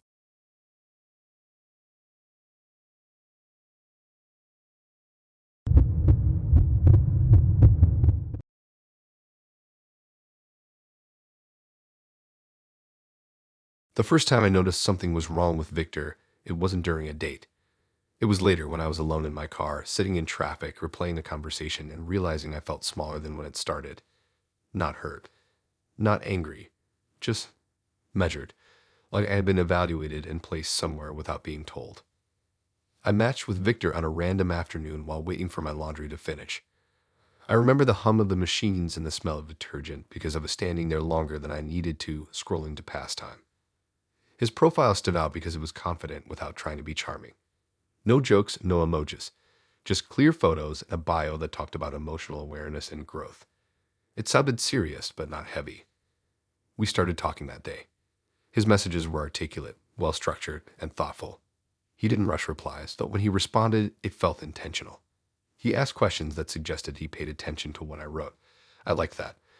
It made me feel like I wasn't just another swipe. When we met for the first time, it was at a quiet cafe, tucked between a bookstore and a florist. Not a trendy place, more like somewhere people went to be left alone. Victor was already there, sitting straight, hands folded loosely on the table. He stood up when he saw me and smiled politely. Not warm, not cold. Controlled. The conversation flowed easily at first. We talked about work, routines, things we enjoyed doing alone. He listened closely, nodding at the right moments. When he spoke, he chose his words carefully, like he wanted to be precise. I remember thinking he sounded like someone who had spent a lot of time thinking about relationships. That thought made me feel hopeful. After that, we started seeing each other regularly. Always calm settings. Coffee shops, long walks, quiet restaurants. He never suggested loud places or spontaneous plans. Everything felt deliberate. Victor talked a lot about emotional intelligence, about how people repeat patterns without realizing it, about how growth requires self-awareness. I agreed with most of what he said. It all sounded reasonable. Healthy, even. What I didn't notice right away was how often he compared. Not directly, at first. He'd mentioned things like how some people communicate better than others, or how certain behaviors show maturity. It wasn't aimed at me, just general observations. I nodded along. Over time, those comparisons became more specific. He'd say things like you handle conflict better than most people I've dated, or you're more open than a lot of women. At first, it felt like a compliment, like I was doing something right. Then he started using those comparisons to frame expectations. If I hesitated to talk about something, he'd say it surprised him because I seemed more emotionally open than his past partners. If I needed space, he'd say he was used to people who communicated more proactively. It always came wrapped in calm language, but it made me feel like I was falling short of the standard I hadn't agreed to.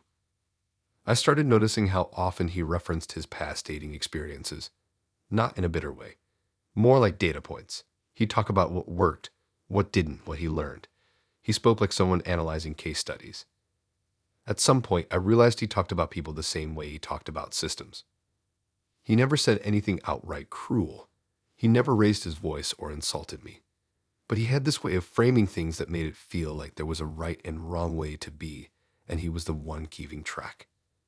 One night, we were sitting at a small table outside a restaurant waiting for food. I mentioned feeling overwhelmed at work and needing a quiet weekend. He nodded, then said something like, "That's understandable. But it's interesting how some people retreat instead of leaning into connection during stress." I didn't know how to respond. I hadn't said anything about retreating from him. I had just talked about being tired. He noticed my pause and added that he wasn't judging, just observing. That word stuck with me, observing. After that, I started paying attention to how often he observed me. Not in a creepy way, just consistently. He'd notice changes in my tone, my energy, my response time. He'd comment on them calmly, like he was noting patterns. If I was quieter one day, he'd say you seem more withdrawn than usual. If I was more talkative, he'd say you're more expressive today. It felt like everything I did was being logged. I tried to brush it off. Told myself he was just attentive. But then came the ranking. He didn't call it that, obviously. It showed up in the way he spoke. He'd say things like, "This is something I value highly," or "This is where compatibility really shows." He'd talk about deal breakers, standards, thresholds, always theoretically, but always with a tone that suggested evaluation. One evening, while walking through a quiet neighborhood, he asked what I thought made someone a good partner. I gave my answer honestly: kindness, communication, effort.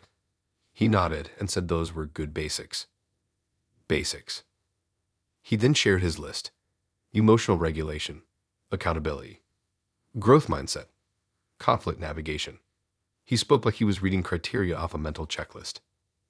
I joked lightly that it sounded intense. He smiled and said relationships require effort. After that conversation, I started feeling like I was auditioning. Not consciously, but subtly.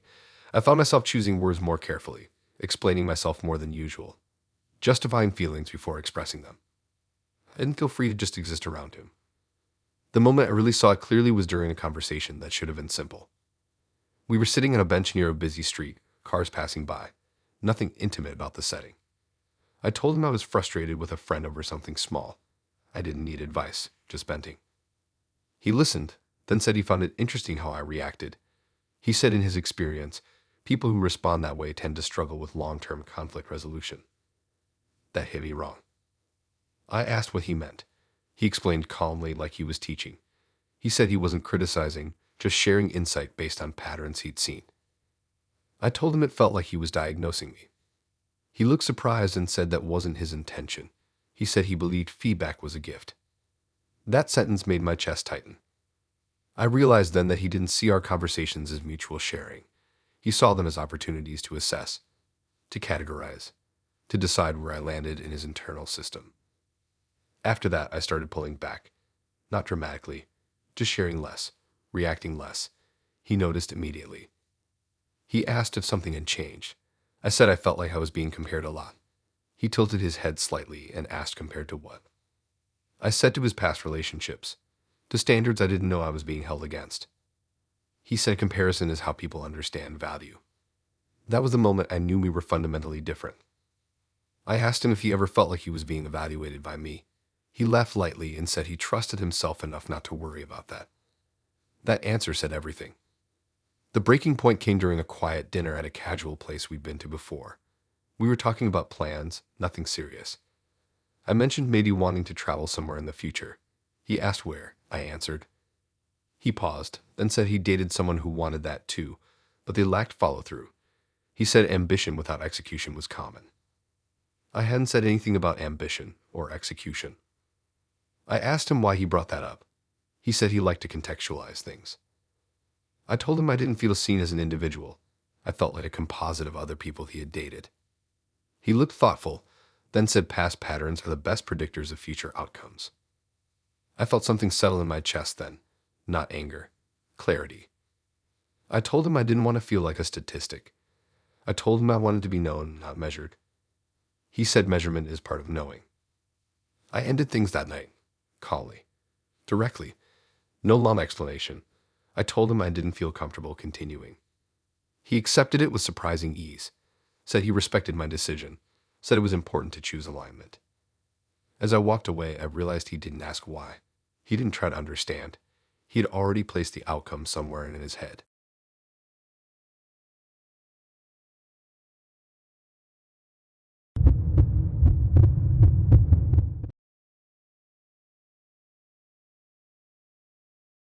I met Dylan during one of those weeks where nothing felt urgent, but everything felt slightly off. I wasn't sad or stressed, just drifting through days on autopilot. I had started taking longer roads home, scrolling without reading, listening to music without hearing it. When I opened the app that night, it wasn't because I was excited. It was because I didn't want the quiet. Dylan's profile didn't jump out immediately. It didn't need to. It felt thoughtful in a low-key way. His photos were understated, nothing flashy. One of him sitting on a balcony with a notebook, one walking through a street market, one looking slightly away from the camera like he didn't care much about the picture. His bio mentioned curiosity, storytelling, and liking conversations that don't stay on the surface. That line caught me, even though it probably shouldn't have. He messaged first, but not with a joke or compliment. He asked something specific about a book I had mentioned liking. Not what it was about, but why it stuck with me. I remember staring at my phone for a moment before answering. I don't usually get asked questions like that by strangers. I replied honestly, without overthinking it. He responded with a thoughtful follow-up, not trying to impress me, just continuing the thread. It felt like a conversation that already had momentum. We talked for several days before meeting. The messages were consistent but not overwhelming. He didn't rush. He didn't push. He seemed genuinely interested in how I thought, not just what I did. He asked about patterns, about how I made decisions, about what shaped my opinions. It felt flattering, like someone actually wanted to understand me. When we met, it was at a small independent bookstore with a cafe attached. His idea. I liked that it wasn't loud or crowded. It felt intentional.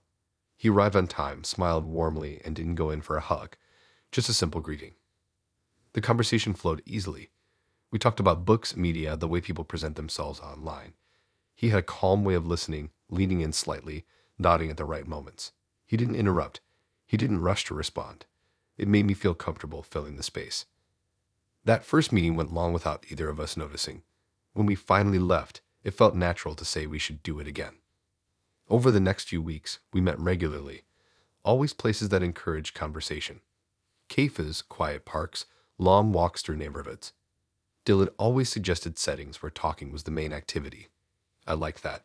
It made things feel grounded. What stood out was how he framed questions. He didn't ask what happened. He asked how it felt. He didn't ask what I wanted. He asked why I wanted it. Every question felt like it had depth, like it mattered. I started sharing more than I usually would. Not all at once, but gradually. Thoughts I didn't normally say out loud. Observations about myself. Old stories that shaped how I saw things. He listened carefully, sometimes repeating back what I said in his own words, like he was making sure he understood. I remember leaving one of our dates thinking that I felt lighter, like being understood had relieved some invisible pressure. What I didn't notice at first was how little he shared about himself in comparison. He talked, but always in response to me. If I asked about his background, he'd answer briefly, then ask a deeper question about mine. If I asked about his opinions, he'd give a general answer, then ask how I arrived at mine. It didn't feel evasive at the time. It felt conversational. One night, after a long walk, I went home and realized I couldn't remember much about him. Not specific details, just impressions. Thoughtful, calm, curious, but not much substance. The first moment of discomfort came quietly. I was scrolling online late one night, half reading articles, half zoning out, when I came across a long post shared by someone I followed.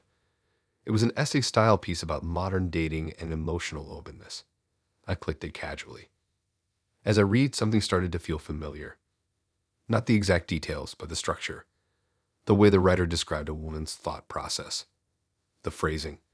The emotional beats. It felt uncomfortably close to things I had said out loud to Dylan. I told myself it was coincidence. Lots of people write about dating. Lots of people share similar feelings. But then I read another one. And another. Same writer. Same tone. Same analytical breakdown of conversations. Each post framed like an observation, like a case study. The people described were anonymous, but the stories felt personal. Too personal. I didn't sleep well that night. The next time Dylan and I met, I tried to shake the feeling. I didn't want to accuse him of something based on a hunch, but I found myself listening differently, watching how he responded, noticing how he guided conversations. I realized how often he steered things back to reflection, how he encouraged me to unpack feelings, explain reactions, explore motivations. Again, none of that was bad on its own, but together it started to feel structured. So I decided to test it. I shared a story that wasn't true, nothing extreme, just a small emotional anecdote that sounded plausible. I watched him carefully as I spoke. He reacted the same way he always did. Attentive, engaged, curious. A few days later, I saw a new post. The story was there. Different context, different surface details, but the emotional core was the same. My words, reshaped and reframed, presented as an example of something larger. The comments dissected it. Strangers analyzing reactions like they were puzzles to solve. My chest tightened in a way I hadn't felt before. I went back through the posts with clearer eyes. I started recognizing patterns. Different women, different stories, same approach. Deep questions, emotional openness, analysis afterward. I didn't want to believe it. When I finally confronted Dylan, it wasn't dramatic. We were sitting on a bench near a quiet street, leaves scattered on the ground. I told him I had come across some writing that felt too familiar. I told him I recognized my own words in it. He didn't deny it.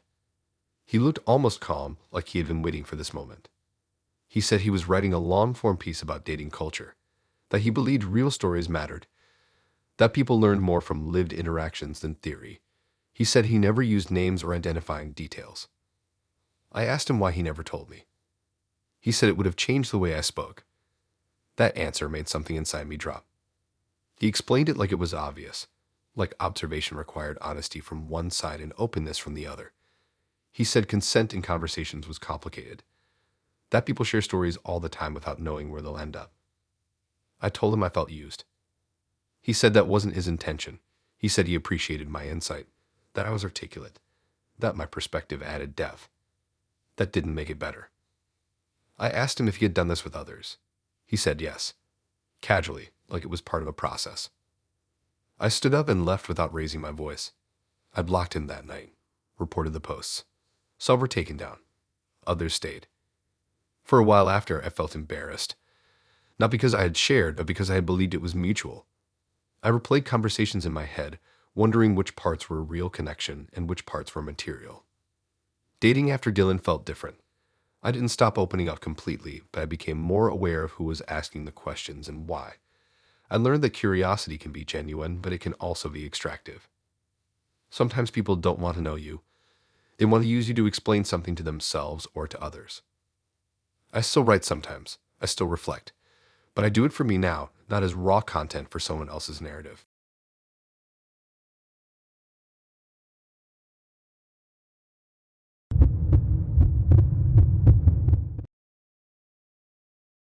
I didn't clock the weird parts right away.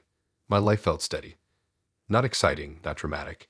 Just steady enough that dating felt like something extra instead of something necessary. When I matched with him, it felt casual, like adding a side dish to a meal I was already fine with. His profile gave off calm energy. Not the performative calm that feels rehearsed, but the kind that looks practiced. His photos were simple. One sitting at a table with a notebook, one walking down a sidewalk with headphones on, one smiling slightly at the camera like he didn't care if it landed or not. His bio mentions self-awareness, emotional growth, and learning from connection. It sounded thoughtful without sounding heavy. He messaged first, and instead of small talk, he commented on something I had written about routines. He asked why I liked structure. Not what my routine was, but why it mattered to me. I remember thinking that was interesting.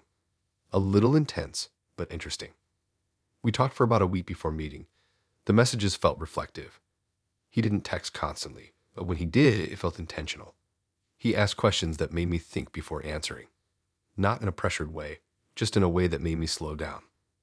When we met, it was at a quiet coffee shop tucked away from busy streets. The kind of place where people sit alone with notebooks and don't feel awkward about it. His choice. He showed up on time, greeted me warmly, and immediately put his phone away. That small gesture made a bigger impression on me than it should have. The conversation flowed easily. He listened closely, nodded thoughtfully, and occasionally repeated something I said in a way that showed he understood it. He didn't interrupt. He didn't rush. It felt like talking to someone who was fully present. I left that first meeting feeling calm. Not excited, not nervous, just settled. We started seeing each other regularly after that. Always places that encouraged conversation. Cafes, parks, long walks through neighborhoods. He never suggested loud or crowded places. It felt intentional, like he wanted space for depth. Spencer talked a lot about growth, about how relationships are mirrors, about how connection reveals patterns you don't see alone. It sounded insightful. I agreed with most of it. I liked that he seemed reflective instead of reactive. What I didn't notice at first was how often he framed our interactions as learning moments. If we talked about a disagreement I had with someone else, he'd ask what I thought it revealed about me. If I mentioned a habit I didn't like, he'd ask where it came from. It wasn't judgmental. It felt curious, supportive, even. I started opening up more, sharing thoughts I usually kept to myself, talking about past relationships, emotional habits, moments I wasn't proud of. He listened carefully, asked follow-up questions, never rushed me. But he didn't share in the same way. He talked about himself, but always in summary. Lessons learned. Insights gained. Patterns identified. Rarely stories, rarely specifics. At the time, I thought that just meant he had done a lot of internal work. There were moments I left feeling strangely tired. Not drained, just mentally full. Like I had unpacked a lot without realizing how much space it took. I brushed it off. The first thing that made me pause happened casually. We were sitting on a bench near a trail one afternoon, people walking by, dogs running past. I mentioned something small about how I tend to overthink decisions. He nodded and said that made sense given my attachment patterns. I laughed lightly and asked what he meant. He explained calmly, like he was stating a known fact. He said based on what I had shared, it seemed like I leaned toward a certain emotional style. He didn't say it like a diagnosis, but it felt close. I shrugged it off. People label things all the time. But after that, I noticed how often he categorized. He'd say things like people who respond this way often struggle with this, for patterns like that usually come from early experiences. It always sounded general, but it always came right after something I said. I started feeling like I was being placed into frameworks instead of being known as I was. One night, after a long walk, I went home and realized I couldn't remember the last time he had been emotionally vulnerable with me. He had shared insights, but not uncertainty. Reflections, but not confusion. It felt one-sided in a way that was hard to name. The moment things shifted completely happened online. I was scrolling late at night, half reading articles, half zoning out, when I stumbled across a post shared by someone I followed. It was a long reflection about relationships and emotional dynamics. I clicked it without thinking. As I read, something felt familiar. Not the surface details, but the structure. The way the writer described a relationship. The pacing. The emotional beats. It felt like someone had taken conversations I had lived and reorganized them into a lesson. My stomach tightened. I clicked the profile. There were dozens of posts, all reflective, all thoughtful, all framed as lessons learned from dating. The writer talked about patterns, growth, emotional labor. None used names, none gave specifics. But I recognized myself in more than one. I didn't sleep much that night. The next time Spencer and I met, I couldn't unsee it. Every question felt more intentional. Every pause felt like space for extraction. I noticed how he guided conversations toward insight, how he reframed moments as examples. So I decided to test it. I shared a story that wasn't true. Nothing dramatic, just a believable emotional scenario. I watched his reaction carefully. He leaned in, listened, asked questions, reflected it back. A few days later, I saw a new post. The story was there. Different framing, different context, but the emotional core was the same. My fake experience turned into a lesson about boundaries and awareness. Comments praised the insight. Strangers engaged with it like it was valuable content. I felt sick. I went back and reread older posts with clearer eyes. I saw how many stories followed the same pattern. Deep connection, reflection, lesson, closure, each one neatly packaged. I realized then that our relationship wasn't just a relationship. It was material. When I confronted Spencer, it wasn't dramatic. We were sitting in a quiet park, leaves scattered on the ground, people passing by without paying attention. I told him I had seen his writing. I told him I recognized myself in it. He didn't deny it. He looked calm, almost relieved. He said he was leading workshops, that he helped people understand relationship dynamics, that he believed real stories were more impactful than theory. He said he never used names or identifying details. I asked him why he never told me. He said it would have changed the authenticity of the interaction. That sentence made something drop in my chest. He explained that emotional truth comes from unfiltered connection. That observation was part of understanding. He framed it like a practice, like a calling. I told him I felt used. He said that wasn't his intention. He said he appreciated my openness, that my insights had helped others. He said that meant something. It didn't. I asked if he had done this with everyone he dated. He said yes, casually, like it was normal. I stood up and left. No shouting, no argument, just clarity. I blocked him everywhere, reported the posts I could. Some were removed, others stayed. For a long time after, I felt conflicted. Not because I regretted sharing, but because I hadn't consented to being a lesson.